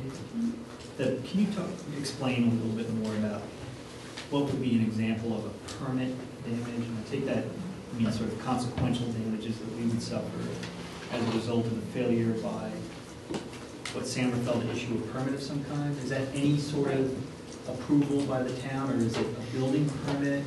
What's a permit problem?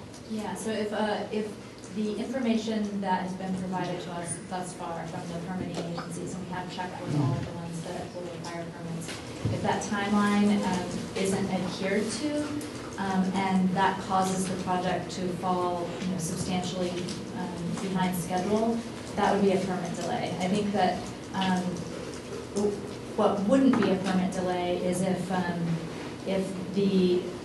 there was a permit that was applied for, let's say, to do a certain component of the work, and then but in order to get that permit finalized, there was a request for more information from the contractor, for example, and the contractor didn't follow up quickly and provide that information. That wouldn't be a permit delay. That would be more on the fault of the contractor, and that's why we will be requiring evidence of any permit delay to determine that if it really is, if the contractor has done the best that they can to keep the project moving. Okay, and is that described in the contract documents in somewhere? Yes. About what a permit issue is? There's not a definition included in the agreement, but there is a new provision added regarding the requirement that the landlord keep the leaseor informed in every step of the permit process in order for the leaseor to determine if there has been a permit delay or not. Okay. I appreciate that we have to be rational and move on at some point here. I find it virtually impossible realistically to separate construction issues from permit issues. And it might be reasonable that we just have to accept there are some things that we cannot be made whole from. But my own job outside of what we do here is entirely related to construction-related lawsuits and litigation. Delays and impacts are what I deal with all the time. And my own experience is that it's hard to separate whose responsibility it is when something is late. I mention it only, Dawn, because it's, as you know, very reasonable for a project to not be on time or on budget. And it's very realistic that we're going to have to confront these issues. I can't imagine the contractor or the owner not wanting to point the finger at the public entity. And I can't imagine us not saying it's entirely a contractor or owner fault. And I'm sure that the design, I assume design is considered a construction damage, right?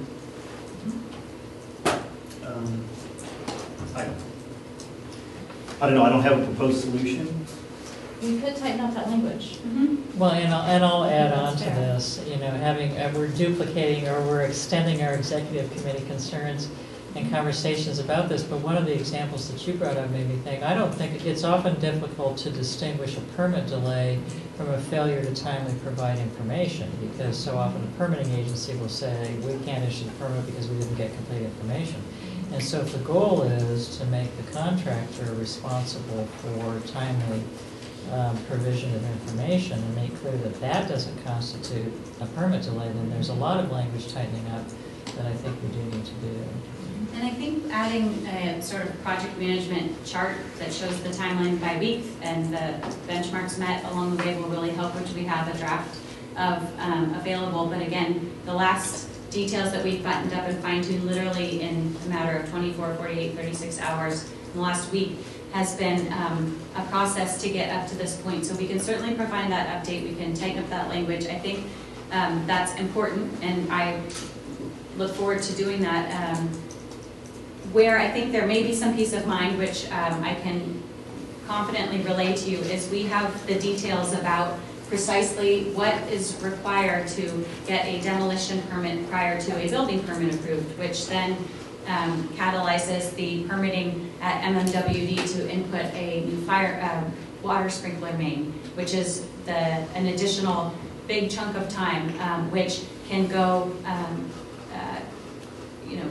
it can occur at the same time as the build-out is underway. And so that's a really big component that normally what is required, if one doesn't try to contact somebody at a permitting office and see if there's exceptions that can be made or ways to have things paced congruently, is you submit your plans, you get your full building permit issued, which is a lot more intensive than the demolition permit issued. Then you take that to the MMWD office and you start the application process, which starts that lengthy period of time, which then has to be completed before occupancy is available. And so we've been able to blend those timelines where they're pacing at the same time where they can and where they're safe and where they comply with the fire requirements. And basically all the buck stops with the fire marshal, really, is what it comes down to.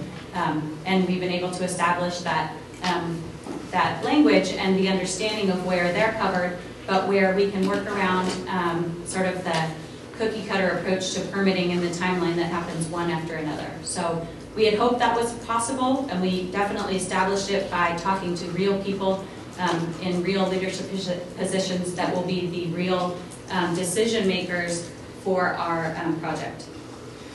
So, the recommendation is to ask for authorization so you can execute the lease agreement. If we don't, if we try to tighten up the language, for example, use Director Sears' term, do we delay that process and consequently the start time for construction? No, I think what, based on what we've done in the past, when there are adjustments that we want to make to an agreement, we verbalize what those are, and those can be worked in after the meeting and worked in prior to the execution of the document. So I'd like to make sure that I capture the thought so that we can get that worked in before execution. Yeah. Kind of a related issue, maybe this is just a subset of what Sloan was talking about, but the totally unexpected things, they open up the walls and find asbestos in us, which sets the whole project back 3 months. Is that a permit damage or a construction damage? That would be a construction damage because it doesn't relate to permit issues. It would be that there has been an expectation that the pre-work that has been done by the contractor to date has included due diligence to make themselves aware of any issues like that. So that liability would be on them. Even though the actual delay could be then the building department just putting a hold on issuing any permits. You still think that would not be a permit delay, that would be a construction damage. And by all timing related to the execution of this lease, we would look to probably break ground the early or mid part of November. So I would say it could be as early as late October, early November. So those items would be uncovered probably well before with the due diligence that we plan with the existing contractor and architect and the consultation of the folks that we're working with to sort of be our sounding board for reasonableness check on the work that's about to transpire. So that would all happen very soon, and I think we would uncover those things immediately, keeping in mind we're still here until March 1st of next year. So. Generally speaking, developers and architects are concerned about the city's response time. And generally speaking, the city, Novato's tried to tighten it where we try to respond within so many days. And generally speaking, when you get that response, there's a condition list of, checking off of what they want somebody to do to get final approval on it. I kind of am struggling too with the 50-50 on the permitting because I do think that the permits and the construction are one. But I have seen from my business a lot of times the developer being, Johnny on the spot, getting all the paperwork in, and it's sitting on somebody's desk and they haven't gotten out, to do the inspections and things like that in a timely manner. It's on the city side. And I think that's the concern of the owner, wanting us to take some responsibility with the 50-50. I think that when you had your language about making sure that we are kept abreast of what's happening in the permitting process, what's really key is making sure that we're CC'd by the city on anything that goes to the owner, because then we would be aware of what the conditions are, and then I think there could be adult conversations of, is this reasonable? What's a reasonable length of time for you to get this together to respond? Yeah. So I think that's what's key. So that we're not. I don't think it's appropriate for us to expect the owner to fill us in on every paperwork, but I think what we really need to know is how the city's responding is what's going to be key for us. Yeah. point. I'd just like to piggyback on that because I think the key part is the list of conditions. Exactly. Because the biggest problem we have that I've seen, especially with very large construction projects in Ross, is that the plans submitted are not as good as they should be. And so the list of conditions are extensive. So, and then there's a problem with those list of conditions going back to the architect and how fast they get that back to the town. And if those list of conditions are extensive, then that is what really holds it up. And this is where I get in between, you know, the homeowner and the architect and the town and say, look, or your builder, your contractor, you know, this is, you know, they're not responding and they're not getting back to the town with those list of conditions. And so, you know, if the landowner has his architect and they're doing the designs, then I would want to see what those list of conditions are and how immediate they're going to respond to that. Because we shouldn't be responsible if there's an extensive list of conditions because they're sparse. You know, their designs or plans are not really up to par. And we've shared the most up-to-date plans, which are included in the addendum. And I have some large-to-scale copies as well I can share with you all. Maybe we'll just do that now. It's hard to read the fine print, so really it's more effective sent in PDF form, but I'm happy to share these. So these actually were, and thanks for your patience with materials being delivered on the spot. I will share these with you by PDF, but these plans were shared with the building department, Stephen Buffenberger, Deputy Fire Marshal John, I'm blanking on his last name, I apologize, I just met with him, and our friend Chris at MMWD. The Fire Marshal actually looked at these and said, these are not build-out plans at all. And the architect was on a call with myself and the fire marshal to review that, but the fire marshal actually said, I'll provide you the rubber stamp language you would get if these were returned to you, that basically are the exceptions made that you need to include on these plans around the sprinkler and the main issues that we've established. So that was a positive development in that the architect that created these plans not only could submit these as is, certainly for the demolition permit, and then also to the fire marshal, but has now been fast-tracked, if you will, because they have the language that would have added on a week or 2 weeks had it been stamped with, you need to include these details on the actual drawings from your firm, saying you will produce this and then sent back to the city. So that was just again, I think a small example, but a good one in that just trying to have that local representation and my ability to ferret or whatever else I need to do to get this deal done. But just help connect the dots and think outside the box, obviously. Just try to, shave off days, obviously hours if need be, to the process that may even seem normal for somebody that has multiple jobs to review. Okay, this is my top priority, and so I think that's a reasonable role for me to have. But I think that may provide some confidence. So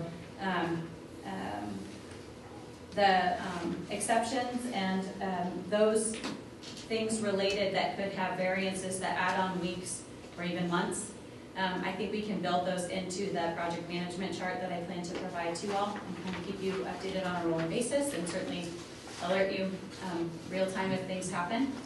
But I think that those will help provide a better sense of the real week-by-week timing precisely that's related to the plans that we have in place. And based on the relationships that we've built with our local permitting offices and MMWD. And keep in mind, I think the folks that have seen the plans created by the landlord's architect have already felt comfortable with the changes that are made. They are looking forward to seeing that building being occupied. They're looking forward to seeing us find a new home and be there for the long term. And they see the potential here, and they're going to try to work with us to make this as fast track as possible. I think strong project management is really the key to this project, as it is to any project, and the timeline that you're putting together is really a significant thing to do as well. I mean, I really am mindful that if we're going to be in there by March 1st, we really do need to move this forward. And I'm hoping, Dawn, that you have enough of a sense of some language improvements that might make all of us a little bit more comfortable. And I'm wondering, Director Bailey, if you'd be willing to put eyes onto the revised language. Sure. That would be, I think, very helpful. So But is that, yeah, come on. But just to be clear, so we're not offended at the concept, right? That we will assume risk that our good folk and staff here in San Rafael will timely turn their thing around. But we assume no risk for actions or conduct of the contractor, the design team, or the developer, right? Is that the concept? That's right. Yes, that's correct. Okay. Yeah. Any other comments or questions from the board? All right, does that provide a good enough basis for us to go forward with the motion? Okay. Director Bailey, do you want to make that motion? Because you're integral. Yeah, so I'll move that we authorize approval of the lease subject to the condition of modification of the definition of liquidated damages or impact, delay, or consequential damages as reflected in the chart. I'll second. All in favor? Aye. Opposition? That's approved. Thank you, everybody. Thank you. All right, so moving on here, our next item is the MCE Sustainable Workforce Policy. So I'll introduce this item. I want to start by thanking Director Bragman, who brought this idea to us a couple of months ago, and we've had some discussion about this item at the committee level. Final thanks to Kevin and Mark for coming in tonight. Thanks very much. Thank you. And we've been able to pull together a draft, a sustainable workforce policy based on a lot of good input from board members. And this policy really supports 4 key areas. First of all, local businesses and the local workforce. Second of all, union labor from multiple trades, not one over the other, but multiple trades. Apprenticeship programs, which is something we touched on in the beginning of the meeting today, and then green and sustainable businesses. So these are 4 components that all resonate with our mission statement and kind of the policy mindset of our board. One other activity that's been happening on the staff level to develop this policy is a bit of due diligence, to look at what other agencies are doing that have some alignment with MCE or have similar mission statements and goals.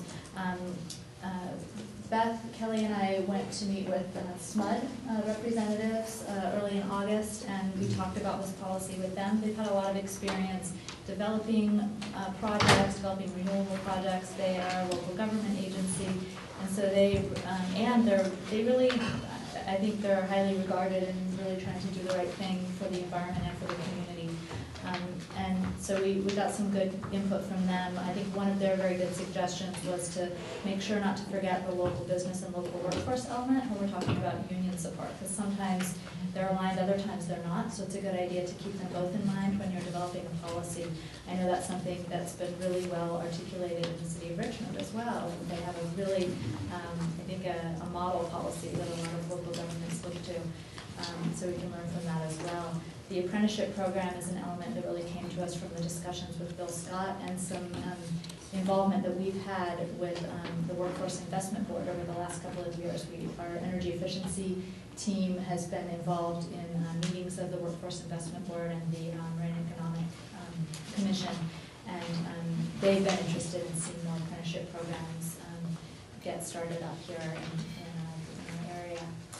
And then green and sustainable businesses really are aligned with our mission and our goals. We are a certified green business, of course, using the Marin County Green Business Program, and we want to support other green businesses that are making choices that are good for the environment.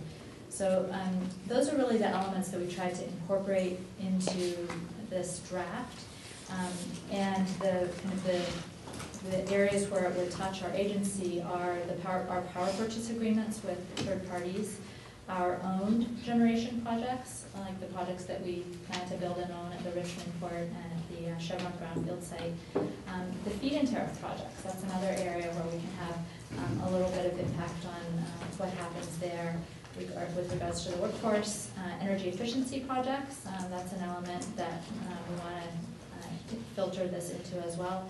And then lastly, with our services and supplies, we buy services and supplies from a lot of folks. A lot of them are local folks, and we already sort of naturally gravitate towards the ones that have sustainable practices. And putting that into a policy is very easy for us because it's something we're already doing in practice. So those are some of the highlights. I'd like to see if our legal director has any other comments to add, and we can take any questions.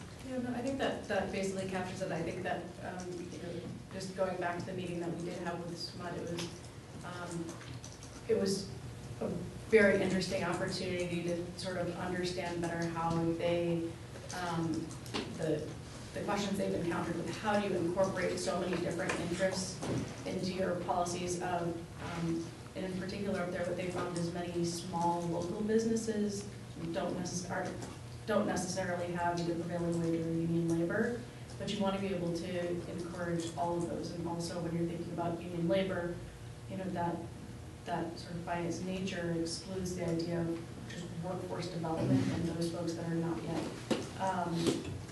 in the union workforce. So I think that I think this is an exciting policy because it really runs the gamut and does follow the mission of our agency closely.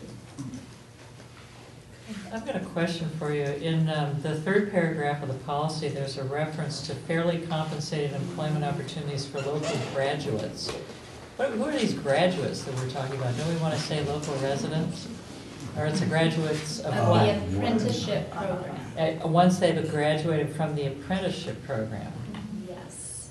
So maybe we need to clarify that, but it is in the paragraph that's regarding. So we can't fairly have employment opportunities for people who have not gone through the apprenticeship program? Well, that's a kind of we're highlighting a couple of different areas that we want to support, so it's not exclusive. Maybe we need to modify that.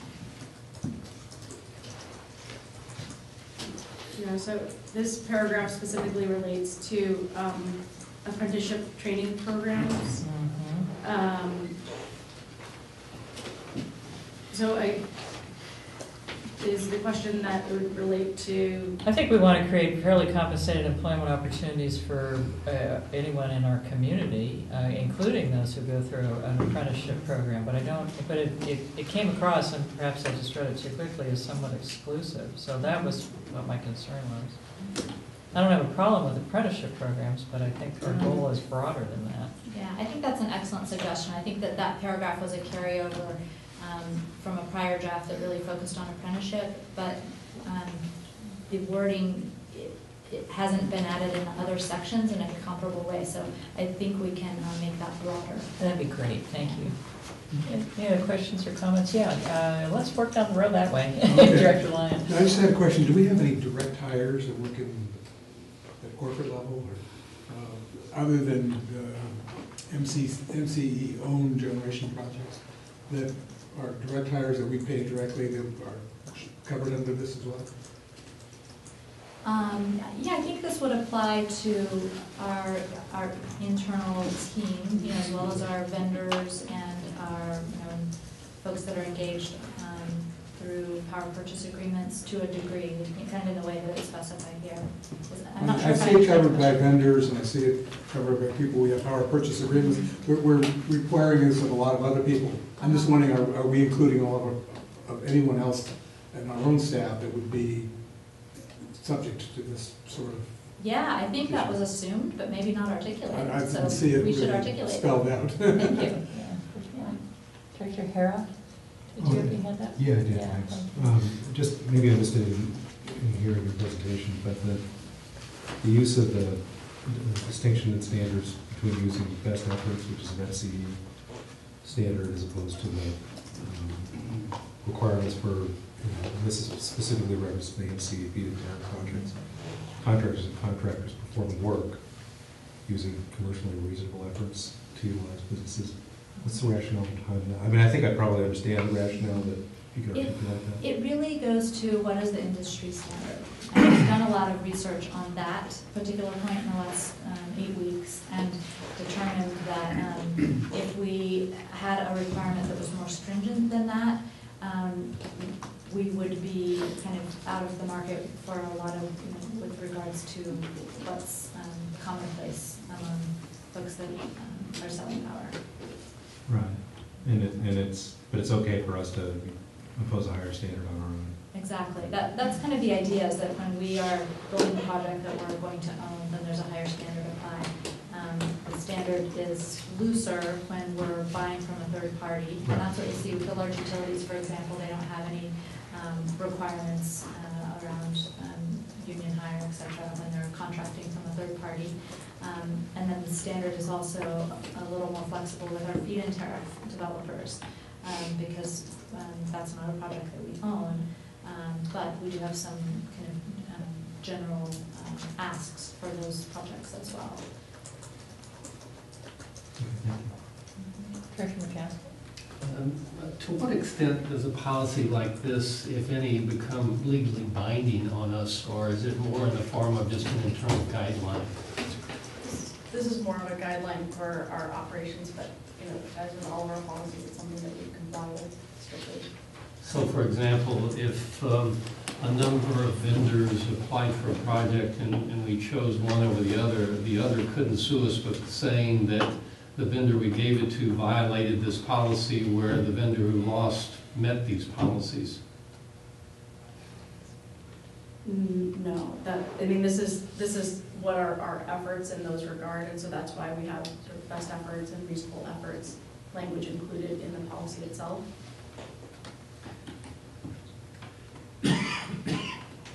I read this as an element that would be considered in evaluating vendors, but might not be the ultimate basis on which to make a selection.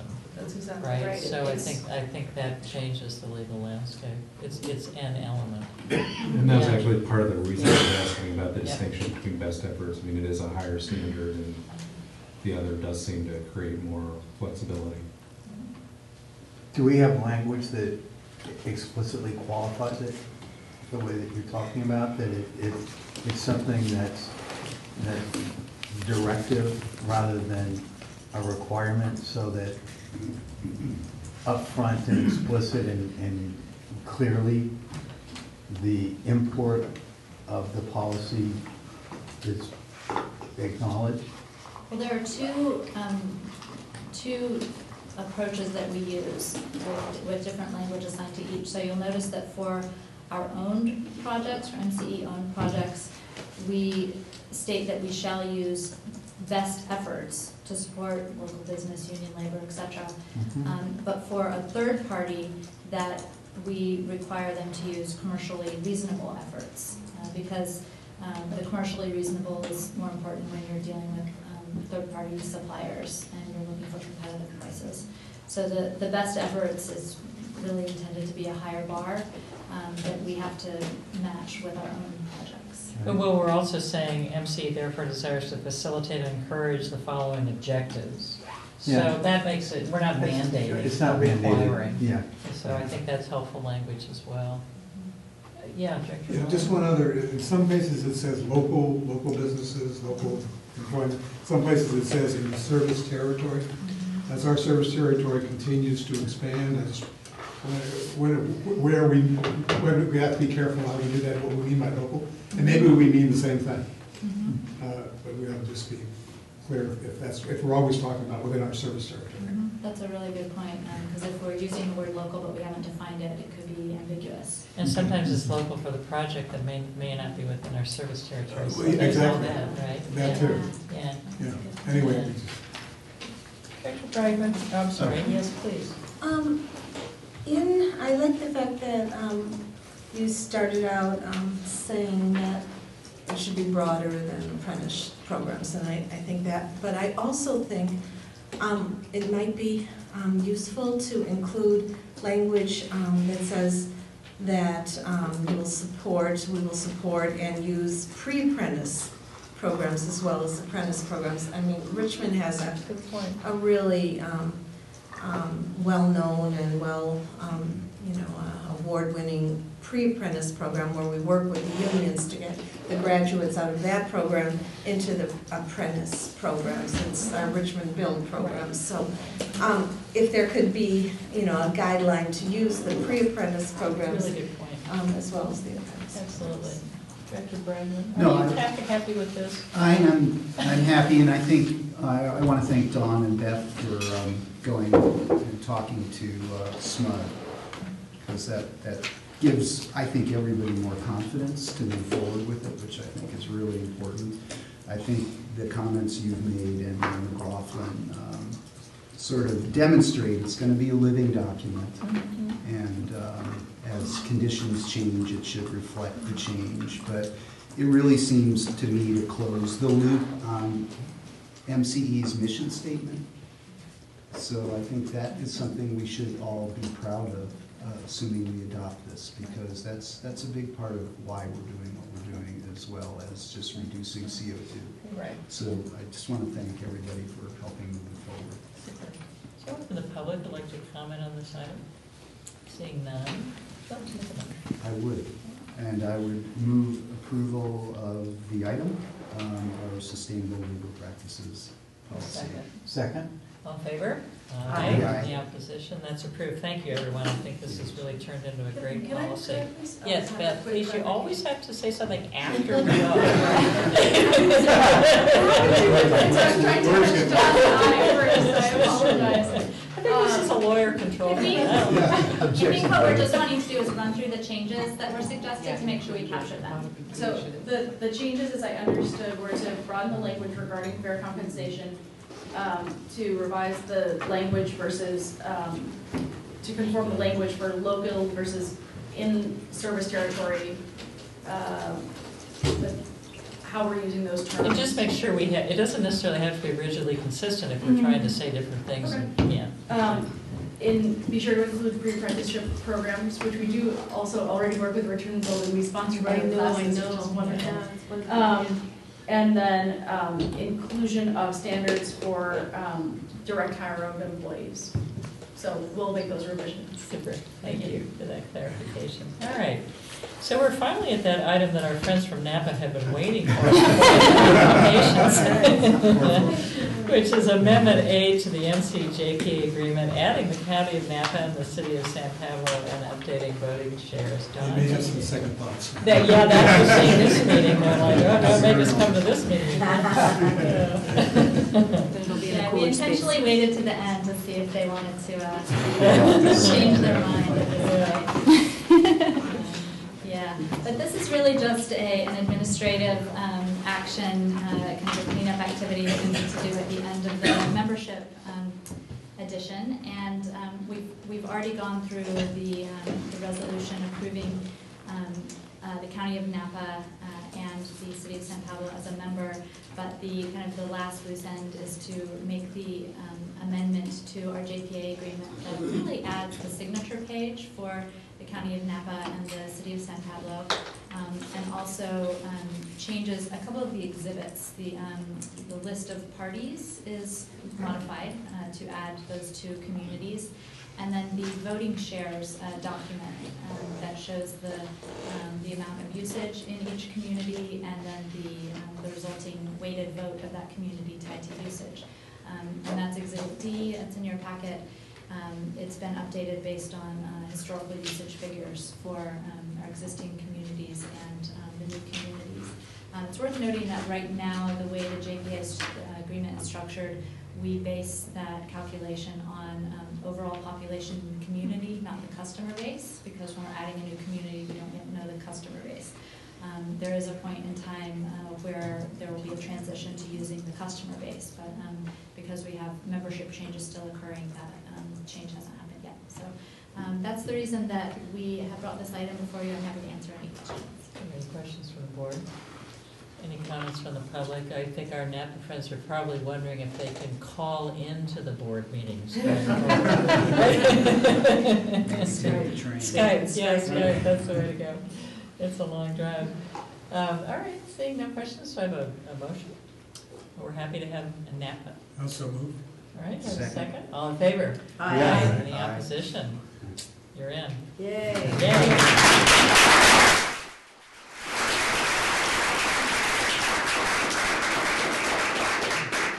All right, and we thought Napa and San Pablo were pretty good, but now we got to think about El Cerrito.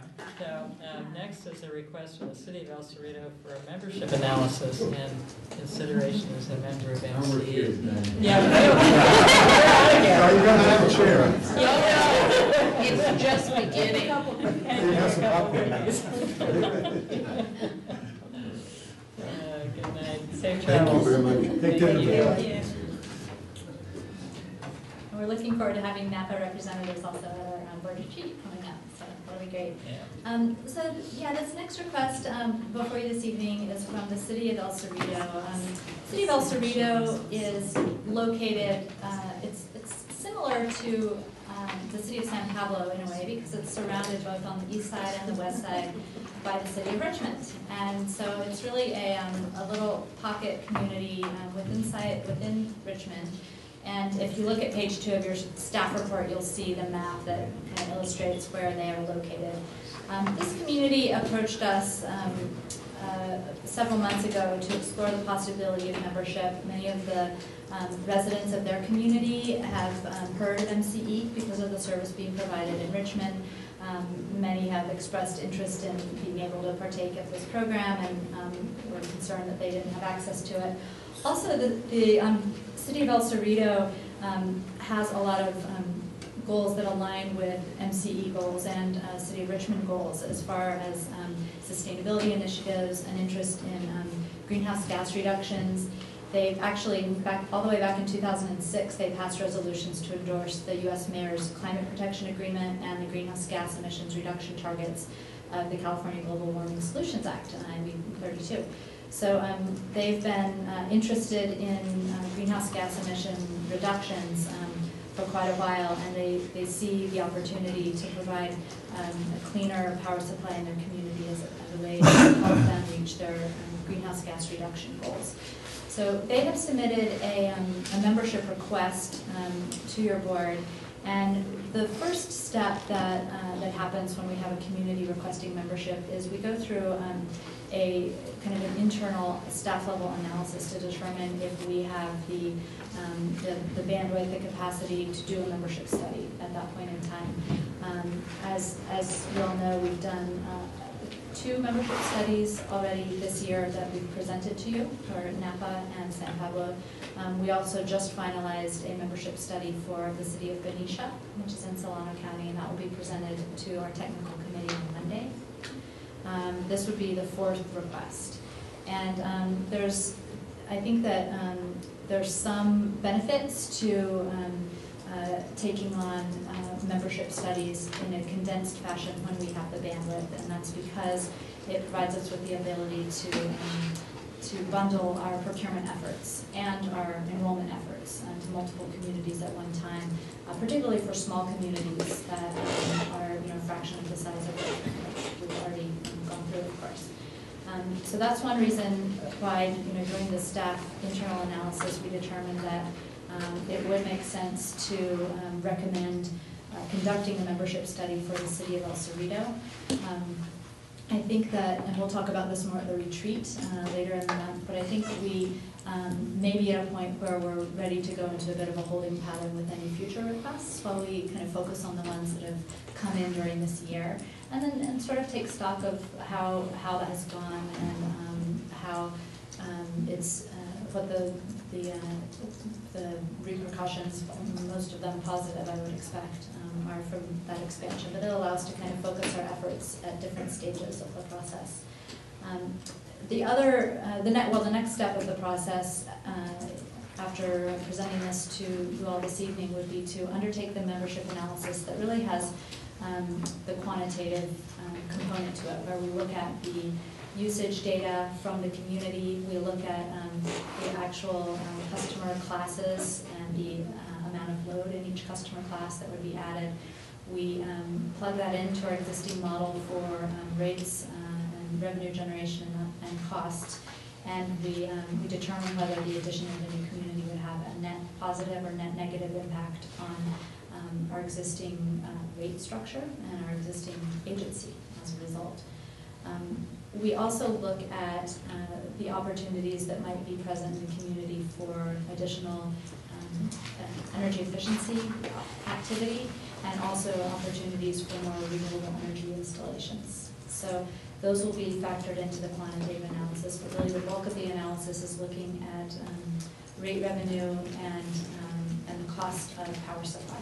And I should mention that part of the look at the power supply cost is tied to kind of the current market pricing, that's of course always subject to change. We haven't seen any dramatic fluctuations over the course of the last year. We've done a couple of membership studies now, as you know, so we don't expect big changes there, but that is always a possibility. That can change the economics. So that would be the next step of the process if the board is interested in moving forward with the study. The results of the study would then be presented to the full board before further membership activities take place. I wanted to turn it over to Alex just in case Alex has anything to add. I know you've been in touch with folks in El Cerrito. Is there anything I missed that you wanted to highlight? No, okay. no. Okay. They're very eager. Okay. Any questions from the board? Comments? Anyone from the public want to speak to this item? Seeing none, somebody want to make a motion? I'll move that we go ahead with authorizing staff to go forward with a membership study. Second. Yes. Was that a second slide? Yes. Okay, all in favor? Aye. Any opposition? That's approved. Thanks very much.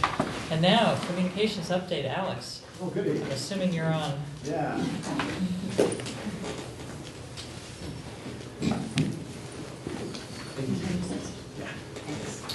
Pretty complex. Good evening, everyone. I'm pitching for your communications director, Jamie Tempe, once again.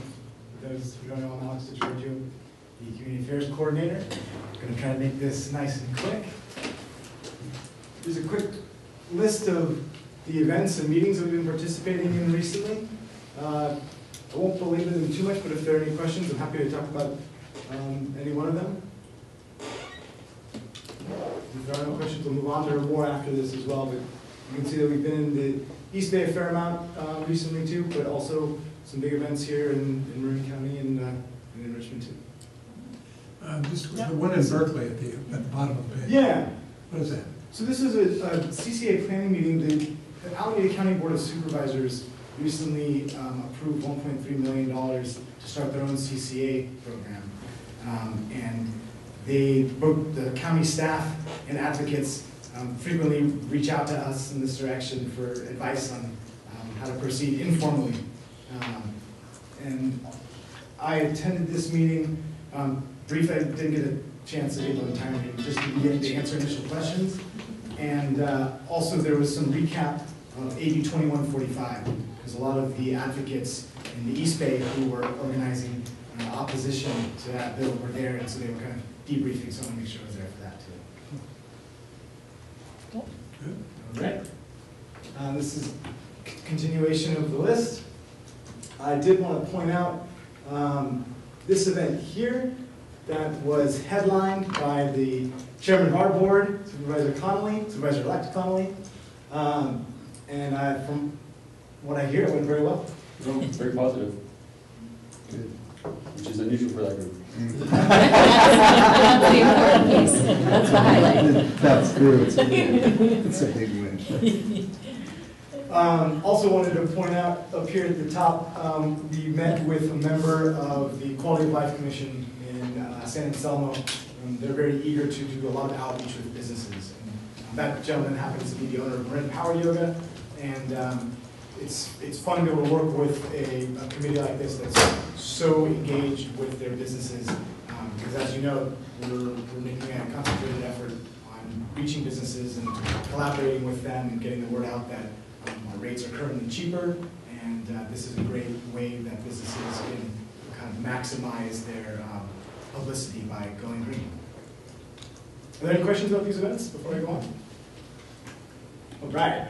So, when it comes to innovative policy, this is what we're up to right now. We are, at this moment, involved in a campaign called the Deep Green Solar Schools campaign.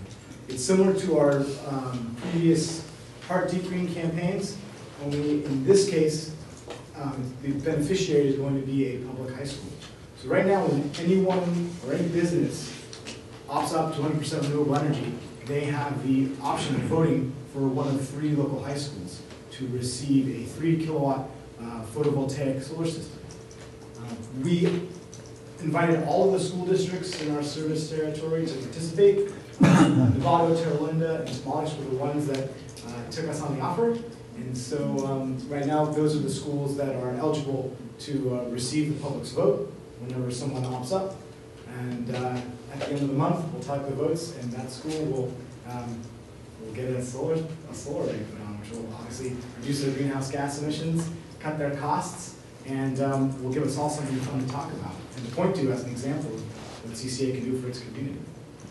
The questions about this campaign? Very cool. Yes, Question, please. so when September ends and this particular campaign is ended, will you restart it again with the schools? Well, that would be fun. I'm not sure. We're going to see how this campaign goes and then go from there. Right now, through one of our contracts with one of our power providers, this 3 kilowatt system was made available and the installation was offered as well. But I think that it is possible that it could be repeated in the future. Was it kind of a one-time opportunity, kind of a deal sweetener for one of the bids that we got? And these are the schools who volunteered to participate. Yeah. These are schools who volunteered to participate. Yeah. It's also a great opportunity for the students to get to kind of have firsthand experience in the renewable energy economy. And the cool thing about putting a solar PV system on a school is all those bright pupils. Anybody? All right, we'll move to Las Vegas. Moving on. As I said before, outreach to deep green businesses, outreach to businesses through our Deep Green Champions. That is, those businesses who opt out to 100% renewable energy and authorize us to promote them on their behalf. We're offering, kind of sweeten the deal, these Deep Green Champion certificates. One from MCE, and hopefully one from their community, that is their council or board of supervisors. So we reviewed these with the executive committee, and we're going to be reaching out to some of your city staff and county staff to collaborate with them on developing these certificates that will come from the community. And this is something that business owners can display to show that they've gone deep and that it's a benefit to them and their community, that they're doing their part for their economy and their environment and planet. Are there any questions about this? Very good. Cool. Thank you very much. Thank you, Alex. That was great. All right, next is our MCE legislative policy. Sure, I'm happy to present this item. What you have before you is the draft MCE legislative policy guidelines. As you all are aware, almost all, if not all of your cities and towns have legislative policy guidelines for your staff and for your lobbyists. And during this session, we had quite an involved legislative session, particularly with AB 2145. And so we thought it was a great opportunity to develop policy guidelines of our own for how do we best pursue MCE interests, particularly up in Sacramento. So this policy is broken into 3 areas, and the 3 key areas are driven specifically by our mission statement. And those areas are support for California community choice aggregation, the reduction of greenhouse gas emissions, and promotion of local economic and workforce benefits. And so this was brought originally to the executive committee, and we received feedback there and revised accordingly. And now we're bringing it here to the board for your attention. So if there are questions on the policy, or if you'd like me to walk through it more, please let me know. I think this is looking really good, so it's great. Thank you. Yeah. Any other questions? Anyone from the public have any comments on this policy? If everybody's had a chance to take a quick look at it. Yes. Yeah, One sorry. quick one. Director Hara. On the last two sentences in reduce greenhouse gas emissions, monitor and consider supporting efforts to accelerate bringing renewables to market, such as streamlining the land use and permitting process. What do you have in mind there? Pardon? What do you have in mind there? Yeah, this came up because of this year's solar permitting bill, and this is one of the few areas where there might be a conflict between the interests of MCE and the interests of the member communities. And here, you know, it is, for us as an agency, absolutely imperative to have streamlined permitting so that for renewable energy resources, so that we can bring those into our portfolio and really achieve our GHG emissions reductions. But in those cases, it also impacts our members because their planning departments are the ones that have to address this. So since there's a potential conflict there, that issue, those types of land use and permitting issues, we're going to take a stance on it that need to be brought to your board. But the kinds of things that you're envisioning for needing streamlining would be installation of facilities. That's exactly right. So, I mean, these would be in pursuit of permitting for renewable energy facilities. If you want to add that language to this sentence, Yeah, just I to think it make might be it helpful to clear, be a little maybe that clear would that help. that's really what you're doing. Yeah, I Might mean, be it's a little So less at the threatening. end of land use and permitting processes for renewable energy facilities. Exactly. Yeah. It's implicit, but I think it could be good to be explicit. Yeah. Any other comments or questions, thoughts? It's too late for thoughts? Kidding. That was a thought. All right, so somebody want to make a motion? Or do we need to make a motion? Yes, we should. Yes, you do. Yes, we do. I'd move the adoption of the policy guidelines. Second. All in favor? Aye. Yes. Opposition, that's approved, thank you. And finally, what we've been waiting for, the regulatory and legislative update. Yeah, and I have really good news for you guys. I only have 34 slides tonight. Only 34? Only 34. Actually, I have no slides for you tonight because I saw the agenda and I saw this very So that was my very unfunny joke. I'm sorry. Lawyers, like community affairs representatives should not be heading to Vegas to meetings. So I just wanted to give you a quick update. First on the legislative front, since the session for purposes of passing bills through the houses is now over. AB 2145, as Don had noted, that's Assemblymember Bradford's anti-community choice aggregation bill. That was not brought to the Senate floor, so that bill has died.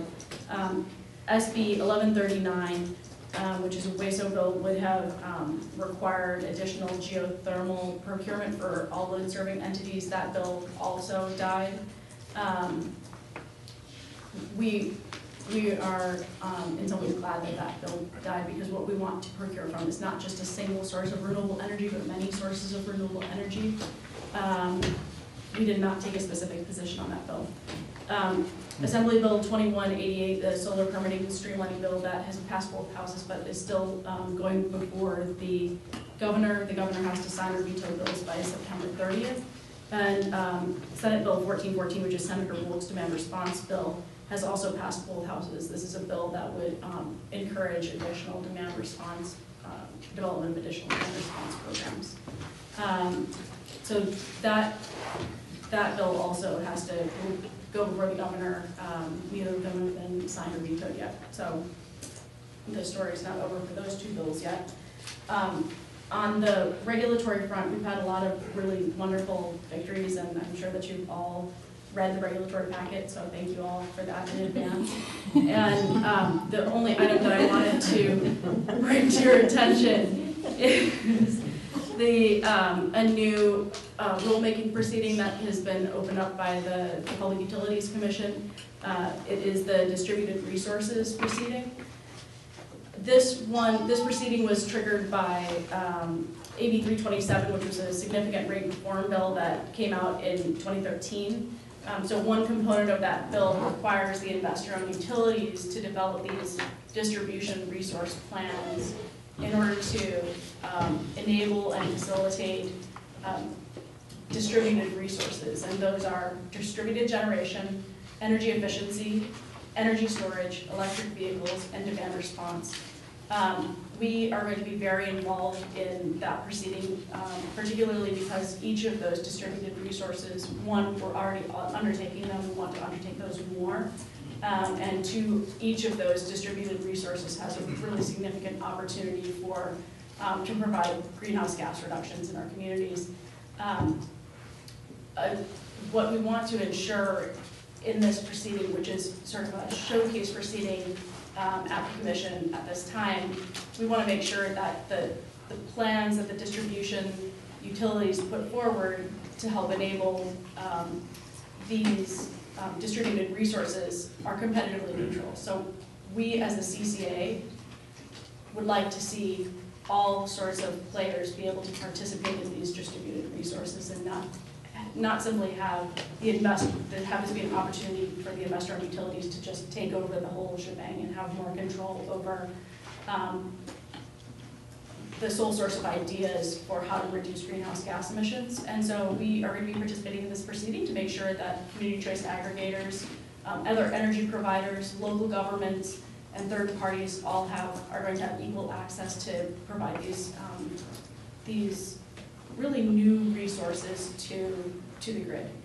So that is, that's going to be taking up quite a bit of our time. And we are also very, very active in many other proceedings, but I'm going to leave my update on that for a future board meeting that doesn't go quite so late.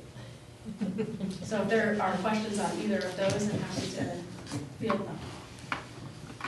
I will say, Beth, I thought the format of the memo in the packet was really easy to follow. Thank you. It was very nice. Thank you. That's true. You appreciated it. I'm glad you like the new format. I like the new format, Yeah. Great. Any other questions or comments from the board? Seeing none. Any final board member or staff matters? Seeing none. I do have. Oh, darn. I almost made, yeah, the two of you put your hands up.